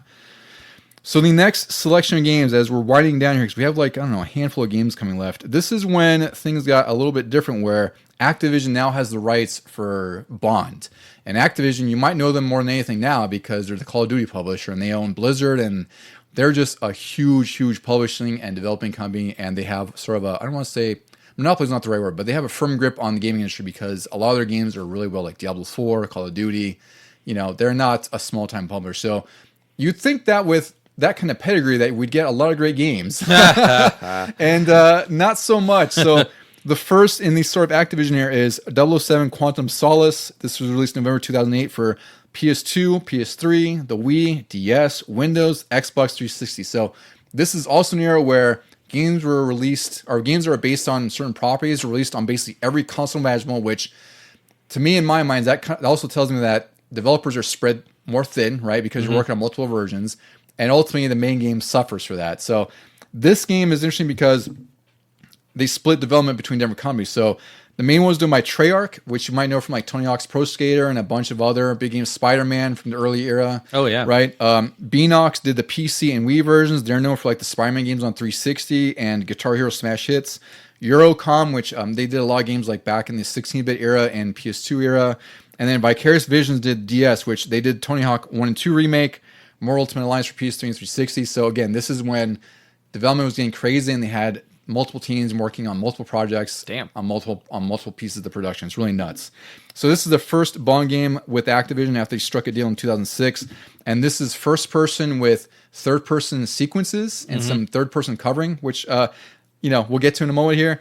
The story, so you have to help me with this, Deuce, because I don't remember the story of Quantum of Solace too much, but the way I summarize it here is that this is sort of like a Casino Royale 1.5, where General Madano conspires to overthrow the Bolivian government with the help of Dominic Green, who's this rich environmentalist, where he intends to buy land, and then Madrano helps, Madrano is going to buy land, and he's going to work with Green to basically fund some sort of coup against the Bolivian government, and I guess cause some sort of upheaval. Yeah, what it is Green works for Quantum, also known as Spectre. There you go. And they want control of the land because underneath the land, unknown to everybody, I think even unknown to Madrano, is just this giant water supply.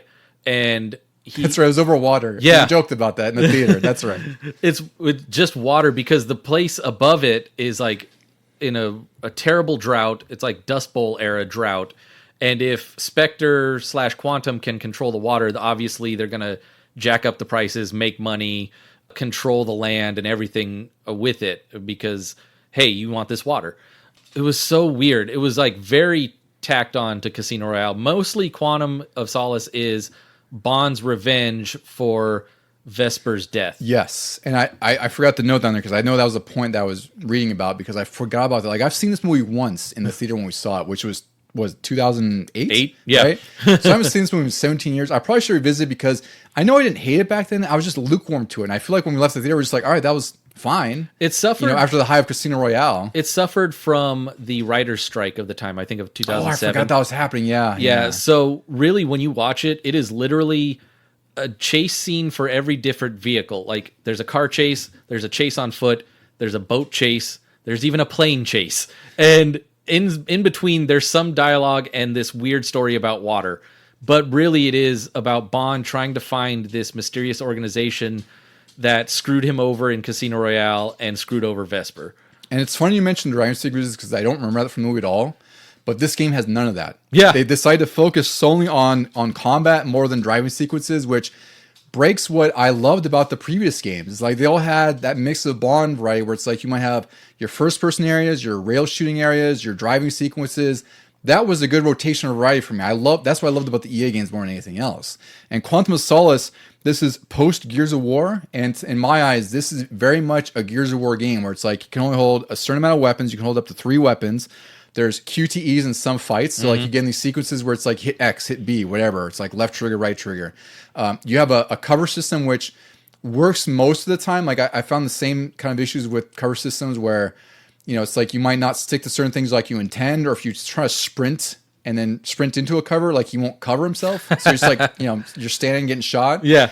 And, this game isn't bad. It's just totally mediocre and just definitely influenced of, and this is a common theme that I'll drill into with the rest of the games, like they're definitely more influenced from the time than standing on their own 2 feet. Yeah, they weren't trying to innovate. Yeah. And then they were also like they didn't know what they could do in the future. Like we're also looking at it from this perspective of future games did cover great or did sprinting and sliding great, whereas this one they were still testing it out and they didn't know how to do one thing into the other. Yeah.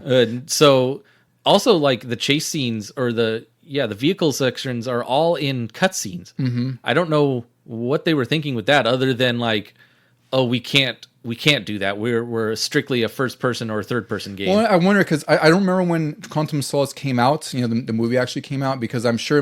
I'm guessing. I don't want to say I'm sure. It's probably a thing where they had to meet a deadline like usual, and they said, "Well, we don't have time to put driving sequences here. We'll just do cutscenes because this is all we can do." Driving would have been probably a whole different developer. Exactly. Yeah, I think that's what would have been the case. Yeah. So I played the first couple levels in here. I would say like it's an okay looking 360 game because again, 360 was out 2005, PS3 came out 2006, so this is still a relatively early PS3 and 360 game. It looks okay. I just think it's just so generic. There's nothing bad I can say about this game other than the fact that like you could play better games. It's a shame too because it had a clever idea where Casino Royale came out to no game fanfare. Like nobody was trying to make one. So I think it felt like Casino Royale was almost doubted. Like people weren't sure if it was going to work because I feel like anytime there's like a new Bond, they were going to doubt the success of it or if it was going to be a good movie, which can be fair to an extent. But I think Casino Royale obviously blew everyone away. Yeah, that was a big surprise to everyone. Yeah. So in this one, they were like, "Oh shoot, we got to do something about that." So in this one, halfway through the Quantum story, Bond and the Bond girl get trapped in a cave, and then he like tells her the story of Casino Royale. There's a flashback. Yeah. Yes, I did read about that in this game, which I thought was funny because I guess if you hadn't seen Casino Royale, yeah, you'll get a recap of it in the middle of this game. And it's like more levels than the Quantum game. Because right after that, then you get out of the cave and you practically at the last level. Yeah. This game is flawed. There is a multiplayer mode. I obviously haven't played it because it's more than likely dead. And plus, Deuce and I probably won't. We could play it on my 360. I don't think we'll care. Yeah. But it did support up to I think it was four people online on the Wii, which is surprising, which must have been, I mean, the Wii's online was garbage back then, so I can't imagine playing an online game, first-person shooter on the Wii. Oof. And the 360 and PS3 versions had 16-player online. It uses a format of MI6 versus Quantum, which reminds me of like Splinter Cell Double Agent. Remember when they had like mercs versus agents? I don't know what the hell they call it. No, that was in Chaos Theory too. Oh, was it Chaos Theory? Okay, maybe that's when it started in, yeah. And also there's modes like Bond Versus, where you defuse 2 of the 3 bombs, or you can kill the other team, which is always funny. That's always the thing. I know, it seems like it's the easiest thing to do. Yeah. And then there's one mode where someone plays as Bond, and you have to hunt him, kind of thing, where he has 2 lives. He can use any weapon, because most of the characters you play as in here are restricted like 2 or 3 or whatever the case is. Bond can use all of them. He also can see enemies through walls or something like that. So I think that's kind of like how they balance, playing as like Bond versus everyone else. Kind of a cool idea. I imagine it probably wasn't well executed from everything I've read. And of course it has like the usual. It sounds like when everybody would play against me in Goldeneye. Yeah, there you go. We just play Goldeneye though, right? Yeah exactly. So pretty unremarkable overall, and the reviews kind of reflect that. They were average. PS3 got 65, 360, 65. PS2 got a 73, which is funny. PC version got a 70, 54 for the Wii, 65 for the DS. So really, we'll average out to like 65, 68. PS2 got so high because it was not. It's a different version. Yeah, and people surprisingly like it more. I'd be curious to play. I should just download an emulator to see how different it is, because sometimes those last-gen versions are better than like Double Agents. Playing on Double Agent was better on Xbox. than 360. Yeah, I don't know if they have I'm assuming they have the Casino Royale kind of in the middle thing, but it's all third person. Mm-hmm. Yeah, so it's basically, if you liked Everything or Nothing or From Russia with Love, it was a continuation of those. And it's probably a more condensed experience too, because that's the thing with 360 and PS3. Everything was, a lot of developers trying to find their footing, because it's like newer hardware. We could do a lot more. Everything's to be bigger, and sometimes it doesn't always work. Like this, again, it's a totally competent shooter. I don't think it's bad. It's just there's other games you could. I'd rather play Gears of War, which does this a lot better. One fun quote I got though was that it was from Daniel Craig. He said, "When I started signing contracts for Bond, I said, I'm not doing the computer game. And they said, tough, you are. I said to the people making the Bond game, you've got to make this good because there's so much rubbish out there." Craig played the game during development and provided feedback. So, God, what was it before his feedback? That's why I was curious. I just thought it was a funny quote from him, because, I understand a lot of people should be apprehensive about these kind of games. And, this could be a way worse game. I think it's not great. There's way worse games that have come out before this for Bond, It's just a shame that, you want a good Bond game back then, and this is what you got. But it was fine. It was totally fine. I don't think it's worth $60. It's funny that his hands were tied, whereas like Tom Cruise, never in any Mission Impossible game. He was like, no, and no. He's like, do you see my face? Because you won't see it in the game. Yes. Yeah. So Quantum of Solace, fine game, not awful. Just it's worth $10. I'd say you get some fun out of that. Yeah. The next one is really interesting. It's GoldenEye 007, which is a remake and a remaster. GoldenEye 007 Finally. Reloaded. Yeah. This was released on the Wii originally in November 2010. It was also released on the DS. And then they had Reloaded, which was released in November 2011 for the PS3 and 360. This was developed by Eurocom, published by Activision.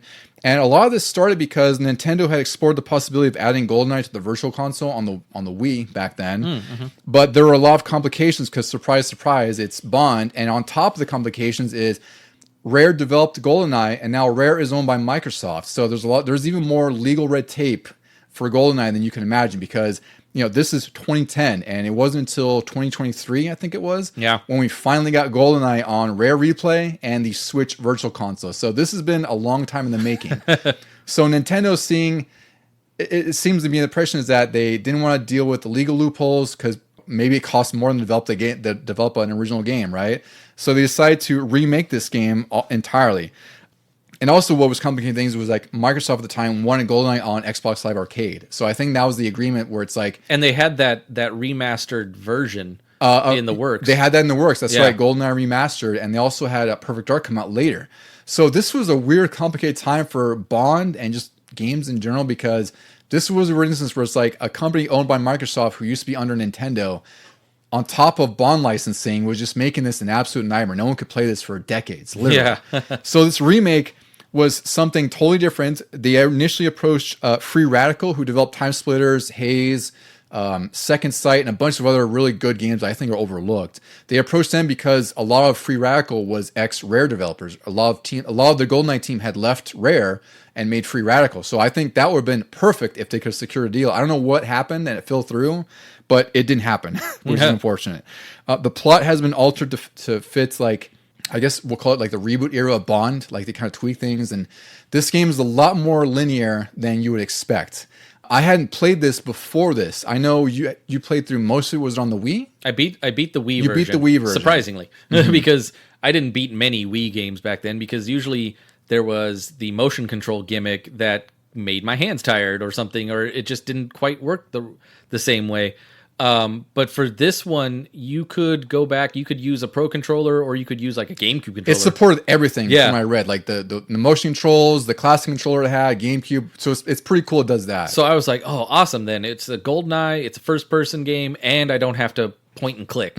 So I played through all of it, and I was really intrigued because, like, the first level is the dam, just like in the original Goldeneye, but there's already changes here and there. And after I saw Bond meet up with Trevelyan, and obviously it's not Sean Bean's likeness, I was just like, okay, I'm intrigued to see how they do every other level past this. And for the most part, it worked, I thought. Some of it was getting a little too futuristic for me, but I was like, no, this is still GoldenEye. I can see the blueprints of it in the bare bones structure of it. Yeah, I hadn't played this until now, and it wasn't because I had avoided it, it's just because I didn't have a chance to play it and I never bought it.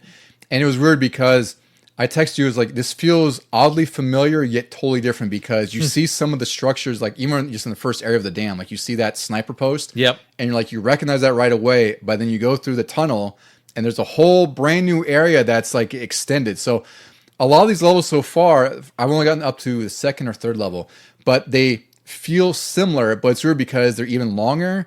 They're even more sort of, what's I'm looking for, like there's more pathways and whatnot. Like for instance, in Facility, like you go through this, like the vent system for a while, and you reach that point that you start in GoldenEye where it's like you're looking down on the guard who's, taking a crap. And you're like, oh, that took a while to get here. That's really weird. Like, these levels are extended. But the trade-off is that it's a lot more straightforward. So it's like you have objective markers, again, a modern thing of the time. Gadgets, I guess that's one thing I haven't really touched on for most of these Bond games as we go on. It's like most of them de-emphasize the use of gadgets, where it's like it relied more on gimmicks, where it's like it'll point you towards something and, say like, take a picture of this, zoom in on this, hold X. Or it's like you pull up your gadget and like it hacks something just by holding X, because that's what a lot of games are doing, like QuickTime events or these silly mini games, right? Especially for Activision and like Call of Duty. Especially. You didn't have to go and select the item. You just walk up to it and say, here's the action button. Yeah, and I'm sure that was an attempt to kind of streamline things so you're not dealing with it, but as someone who wanted more Bondness in my Bond game, I wish they didn't do that. But it's fine. Like, this is a really good remake. It's a totally different interpretation of GoldenEye than the OG one. Like, I'd still prefer the old one just because. Oh, yeah. This one is just, it's fresher, it's newer, it looks pretty damn good on 360. Like, I was actually pretty impressed at how well it looked, because there's a lot of like environmental effects and lighting that I didn't think was really prevalent in 2010 on 360, but it looks really good. I thought it looked good for Wii also. The Wii looked really good. It was definitely one of the more impressive looking Wii games, that's for sure. Because right in the first level, in the dam level, I believe it's raining. So it's a lot of, like wet ground and everything that they have to cover. Yeah, and the reviews reflected that, because this is one of the, the Wii wasn't known for having like these really great first-person games. Like, it had some cool ones with some cool ideas, like Red Steel or something, or like the Resident Evil Chronicles. The Resident Evil Chronicles, yeah. But you didn't have like these really great first-person experiences. Like, you had Metroid Prime 3, which is great, and I'd say GoldenEye's up there too, because this got It got an 81 on Metacritic. This is for the Wii version specifically, which is, again, I'd say that's really good for the Wii. That's a high spot. They praised the multiplayer and well-crafted story despite no voice acting.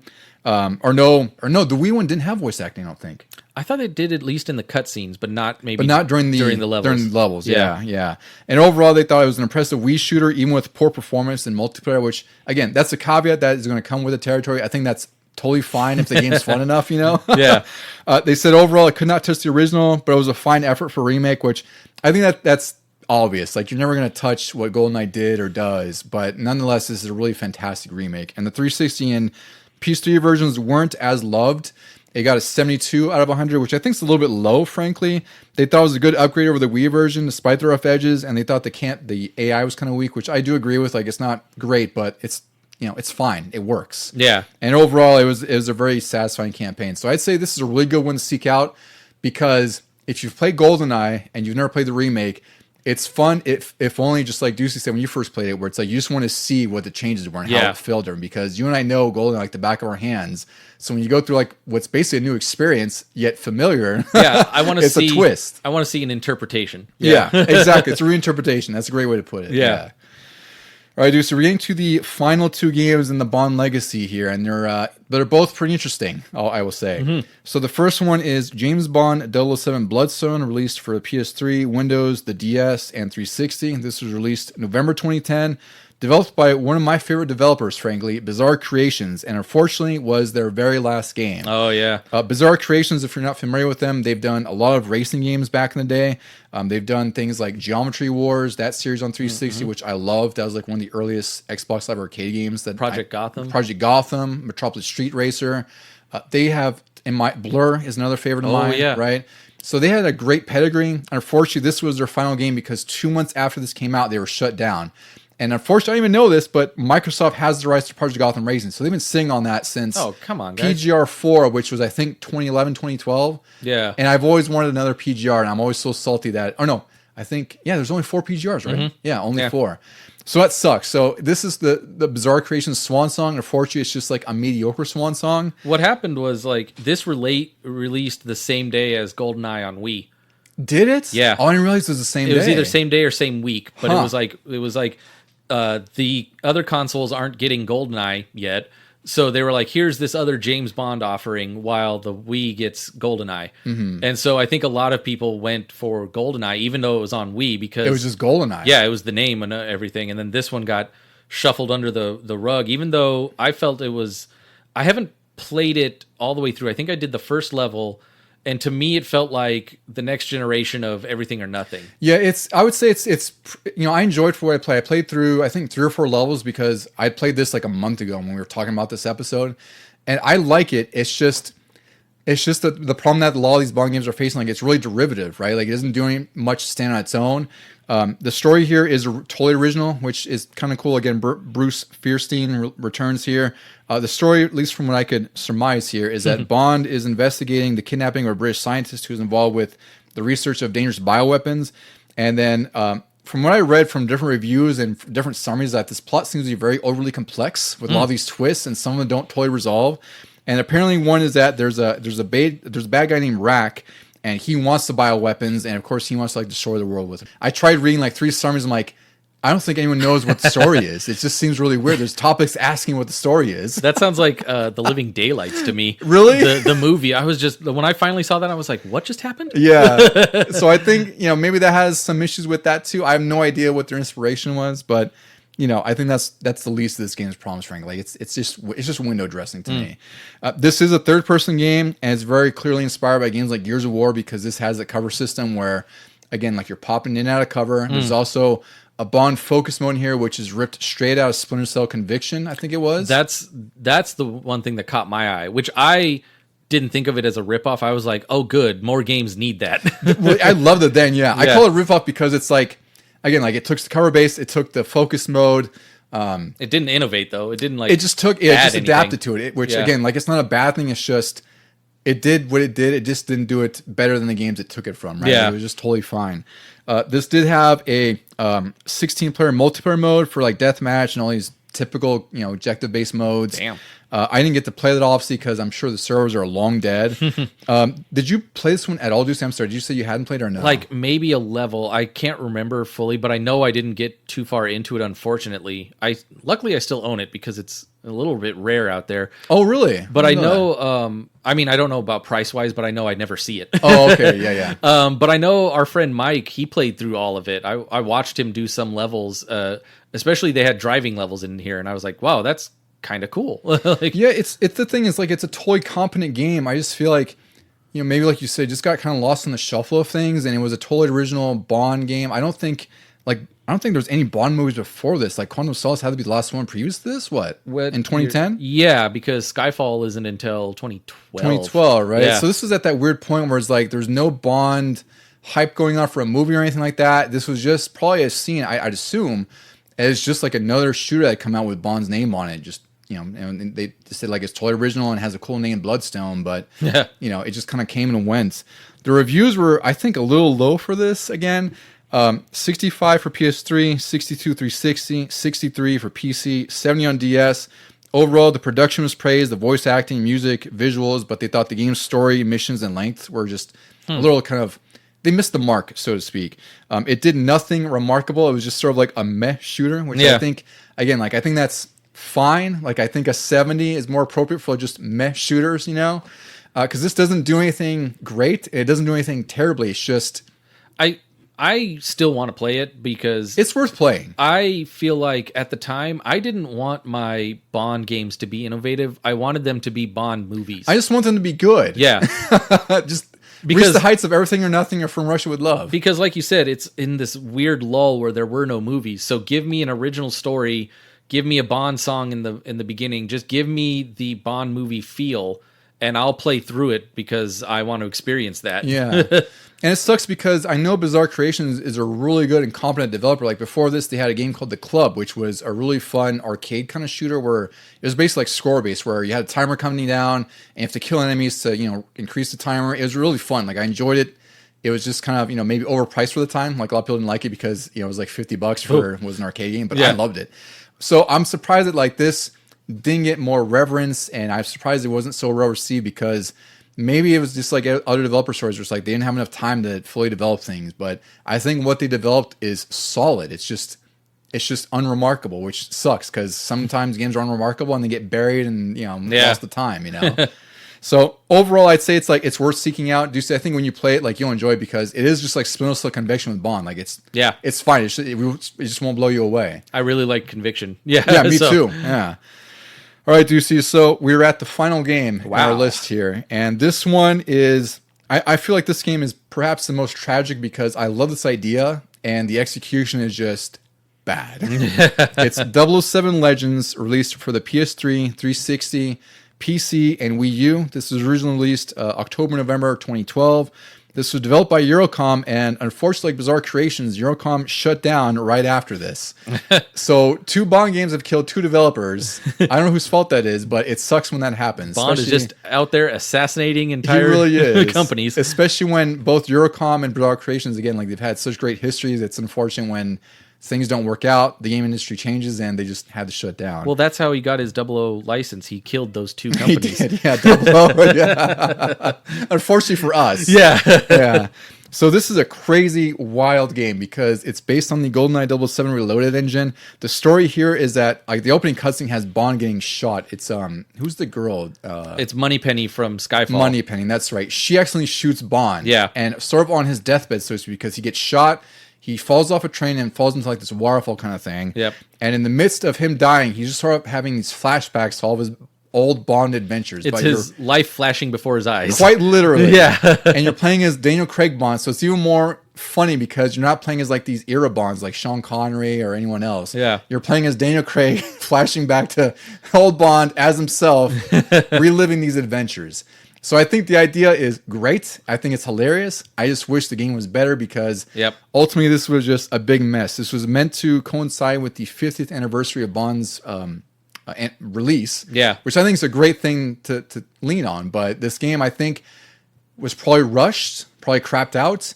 And what we got was just like this crazy mishmash of ideas of like an endless infinite respawn shooter. It's not great. It's like Call of Duty 007. Yes. Yeah. But with all the badness of Call of Duty, though. Like all the worst stuff of it. Yeah, because usually Call of Duty has a good story in their single players. But this one, for some reason, they took every aspect that you don't like. The infinitely spawning enemies until you hit like a certain threshold.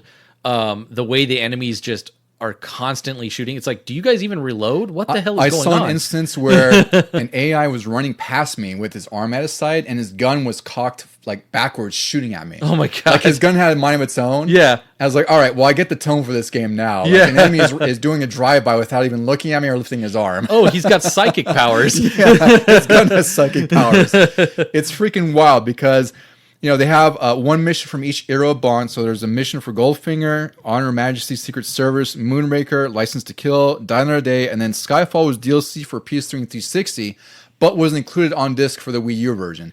So again, I love the idea where they have these different Bond eras and specific missions that are revolving around that, but it was just executed so poorly that like this game just isn't really fun to play. I also heard, unfortunately, I never got the Skyfall DLC. Me neither. So I have this like incomplete copy, but I heard that even the Skyfall DLC doesn't cover the movie because the movie had just come out and they didn't want to spoil anything. So it only goes to about when he's in, I think he's in China and he's in that weird tower at night with a whole bunch of glass and you're trying to go after an assassin. And then it just ends after that. I'm like, what? I'd be curious because, I haven't seen the Bond movies like you have, but I'd be curious to see you play or at least watch a playthrough or something to see how the levels line up with what the story was in the original game or what the sort of mission was in the original movie, right? Because I played through the first mission, which was about half an hour long. It's very, very guided. Like it's the same gimmick where it's like, go here's your objective marker. And then, you need to scan, you need to hack these doors open, stare at this thing, hold X, do this mini game. Like it's just so much on rails that it really doesn't feel like Bond more than it is just a shooting gallery, and not in a great way either. Like the shooting isn't fun. It's stiff. It seems like your bullets miss most of the time. There's enemies everywhere at all times. Like it feels like it's a rarity that you can clear a room and it's cleared for anything more than like 10 seconds. No, like I said, they've got these weird infinite spawning. It's like from World at War or Call of Duty 4. Even. Yeah. And every movie, I'll call it a movie, has the same thing where it's like you do the shooting and then I want to say there's one, maybe two QTE fights, like fist fights. Oh, that's right. I did encounter one of those. You're right. Yeah, and that happens with every boss for every movie, and it's just like you could have like varied it up because not every boss required a fist fight at the end. Like the one for Die Another Day, yeah, that makes sense. You were fighting on the plane and everything, and even in Goldfinger, you're fighting Oddjob, like fist fighting Oddjob. But like some of them, there was a chase scene. I think on Her Majesty's Secret Service, there's a chase scene. Just go with that. Go like with an on-rail shooter or something. How far did you get in this one? I want to say either to License to Kill, which is the third mission, or maybe Die Another Day at the beginning, which is the fourth. Okay, so you got pretty far into it, really, because I only got to play like a little bit. Like I played a couple levels. And I texted you right after I played the first level. I was like, yeah, I finished the first level. And the moment I started the second level, there's some like 50 cal machine gun shooting at me right away. I'm behind cover. I'm like, I don't know what's going on. Yeah. I just hear firing right away. And it's just not great. There's stealth in here, but it doesn't work because if you do subdue with someone quietly, it's fine. But if you maybe subdue them too loudly, I guess it just alerts everyone in the entire room. And that's when the infinite spawns come in. Yep. So this is just not a good game, unfortunately. Like this has, whereas I said like, Rogue Agent had an interesting idea that was poorly executed. This had a really great idea that was just horribly executed. On top of that, there is multiplayer, which I have no frame of reference for. No. It has 4-player split screen, 4-player online. It has a leveling system, again, like Call of Duty, where it's like you can even prestige. They call it 00 specializations. Because I did notice that while I was playing through the game, like you gain XP for leveling up. And you also get points to spend on your upgrades. Like you can upgrade, you can unlock weapon parts, which I hate. Like it doesn't make sense in a ball game, like to unlock a better sight. Yeah. You can improve your gadgets. It's just, it feels like they tried to do too much with too little time when it's like they could have cut out the leveling system. They could have cut out maybe even the stealth, I would say, if it's not going to work. And just focus on making like a Bond shooter. And this, I imagine, was probably rushed. Because the reviews also reflect that too. Like the reviews are not kind here. They're, let's see, we got 45 out of 100 for 360, 41 for PS3, 26 on PC. I can't imagine what that version was like. Jeez. 40 on Wii U. Some of you said that it was basically a COD clone or Call of Duty clone in all the bad ways, and it's a missed opportunity, which I completely agree with there. Like, this should have been a home run. We didn't even talk about how you have the regenerative health. Oh, that's right. Which I think started. I think they put that into Goldeneye. Also, Goldeneye was included with that because I do remember staying for a moment to refill because you're much like Call of Duty, like your screen starts to pulse with red. Yeah, yeah. And whereas the classic Bond games all were like frantically search for body armor because you have no health packs. That's true. And I didn't this even think one, about that. This one you can go through waves and waves of enemies because you just duck behind a corner real quick and get your life back. If you can, there was a point in one of the missions where that's true too. I was trying to duck behind these planters and his back is just exposed. So of course I'm getting just mauled by enemies because they could shoot Bond in the face or also, back. I think in License to Kill, a lot of the guys, that's a violent movie, so there were some really aggressive enemies in that one, and I think a lot of them had grenades. Oh, God. Yeah. God, that sounds even more... Yeah. This is just not a great game, unfortunately. And, again, the reviews were also talking about how the story was a miss, which I do agree. Like, I would have rather they didn't try to connect this story with, like, a gimmick like, oh, he's dying, so this is like him on his deathbed reliving his moments. Like, it's kind of a cheap, silly gimmick. Or, if you do that, like, somehow get the licenses for the actors and don't try to make those old movies more modern. Yes. Like, go back to those eras because those were fun times. I think the simplest thing they could have done, which would have been maybe the easiest thing, is just maybe it's like, current Bond or older Bond, like he's reliving his missions through, he's talking to somebody, right? Like he's talking to his kids. Or like a recruit. Let's say he's talking like a recruit or something, right? Like they could say like, here's my origin story, that kind of gimmick, right? Instead of like, or how can we make this dramatic and just almost kill him? It would be funny if like you have a new recruit and he's so in awe of Bond, he's asking like, did you really do this? Did you really do that? Yeah, right. Or like Mafia 3. We love that because it has that documentary format where it's like the people in the future, like their old selves, are recounting everything that happened in the past that you're playing through. Like, I love that kind of stuff. You know? I don't know what they could have done with this game to make it better, as far as story. It's just, this is just an unfortunate miss. This is one of the coolest ideas, and they just totally dropped the ball. On top of all that, it's only 5 hours long, which you can argue is probably for the better for this kind of game. I also argue that it's longer because you're going to die. Yeah, and I think that's the thing is they made it purposely arcadey and just nonstop firing because that also artificially lengthens the game, right? Because if you're mowing down enemies nonstop, that means your playtime is going up because you have to get through this crap and restart and whatever. So it's unfortunate because this is the last game, the last Bond game to be released. We are in 2025, 13 years after this, and IO Interactive, I think at least 2019, maybe earlier, announced that they're working on a new Bond game, and they're notable because they've done the Hitman game. So I have high hopes for that. I have a feeling they're going to do it really well, especially because if they're spending this much time with it, I hope that means that it's going to be that great of a game and not something where it's like, all this time it means that they've been scrapping, redoing, right? Yeah. I hope it's something where it's like they've spent 5 years, they're taking their time, and they're going to make like the best Bond game in 20 years. Well, also in the meantime, haven't they been working on like Hitman 3 at least or something? They've been doing updates. Yeah. Like they had like a Jean-Claude Van Damme mission that they added, which I really need to get through Hitman, all 3 of them, because they keep adding stuff, and I'm just further and further behind that game. Yeah. So that's where our Bond anthology ends, because we've covered essentially every game over the last 43 years, which has been a wild ride for us in 3 episodes. And I think we're ready to move on to something else for now, at least. Yeah. And it's a shame that we ended on 007 Legends, because sometimes, I'd say most of the time on these episodes when we do these sort of anthologies or covering franchises, we usually like to end on a high note, like one of the best games. Unfortunately, we got dealt a bad hand with 007 Legends. We didn't have much of an option, though, unfortunately. We didn't. Like, Bloodstone was fine. I feel like the last great one, like GoldenEye, the remake's great, but for me, it really doesn't get any better than From Russia with Love, Everything or Nothing, and Nightfire. Those are like my top 3. I don't know what order I'd put them in, but I love those 3 games a lot because I could still play them. And like when I replay them now, I was like, these are still really freaking fun. Like despite their age, they work really, really well. Yeah. All right, Deucy, we've covered a lot of Bond over the last month or so. What are your final thoughts on the Bond legacy, the 43 years we've covered? And I know that, you have probably the same highlights I do on this one. Yeah, I thought they went well hand in hand with the movies. There were obviously ups and downs in the movies. But it's a series that I miss after all this time. I didn't think too much about it because we've had so much other stuff to play. But replaying a lot of these, I'm just like, they had something here.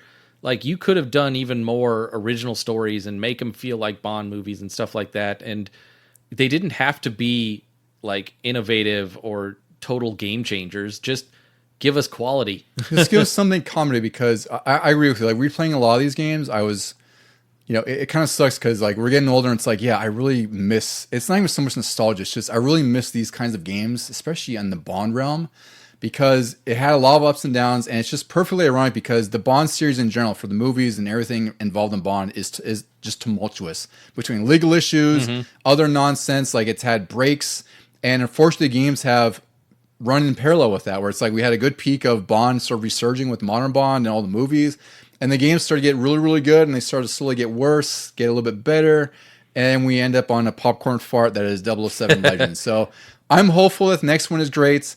I think that we have a lot of hope for the Bond future. I hope Amazon won't ruin it, but it sucks that like this is what we got to grow up on and we love it, but it's something that's sorely missed, and I think sorely missed in the game industry. I think we need more games like this. This aspect of the future, like if having what is it, IO Interactive, yeah. IO Interactive doing it, I have high hopes for that. I'm confident for them. Hitman is a great series, and Hitman sort of like picked up the torch when Bond was dropping it in the past. So if they can just slap a Bond theme on it, I don't know, is it going to be very open-ended, or is it going to be a story like I don't even know if movie? they've even mentioned anything like that, to be honest with you. I don't know if they've, I haven't seen a single screenshot. All I've really have heard is that they're working on it. I haven't heard anything about what ideas they're running around or any concepts for it. It's just, it's being made. Yeah. So that's what we've heard in like 5 years, it seems like, I hope there's driving involved and everything, because I'd say that's what makes Bond different than other games, is there's always like vehicles to it,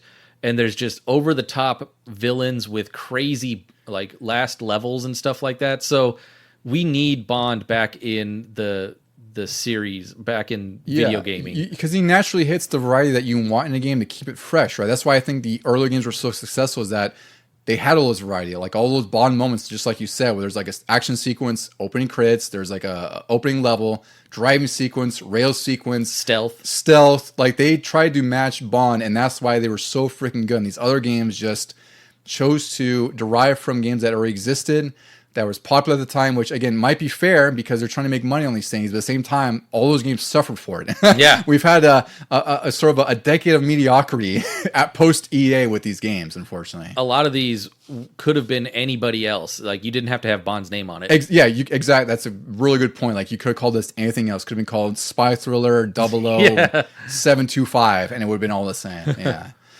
All right, friends, so you've been listening to us quite a bit. We've done a lot of Bond, but if you want to share your Bond memories or anything else, please reach out to us at LegionGamingPod.gmail.com. And we're more notably on Instagram at LegionGamingPodcast, and also on BlueSky at LegionGamingPod.bsky.social. God help me, just look up Legion Gaming Podcast on there. I said that without flubbing, so good for me. Deucy, any final words for our friends? James Bond will return?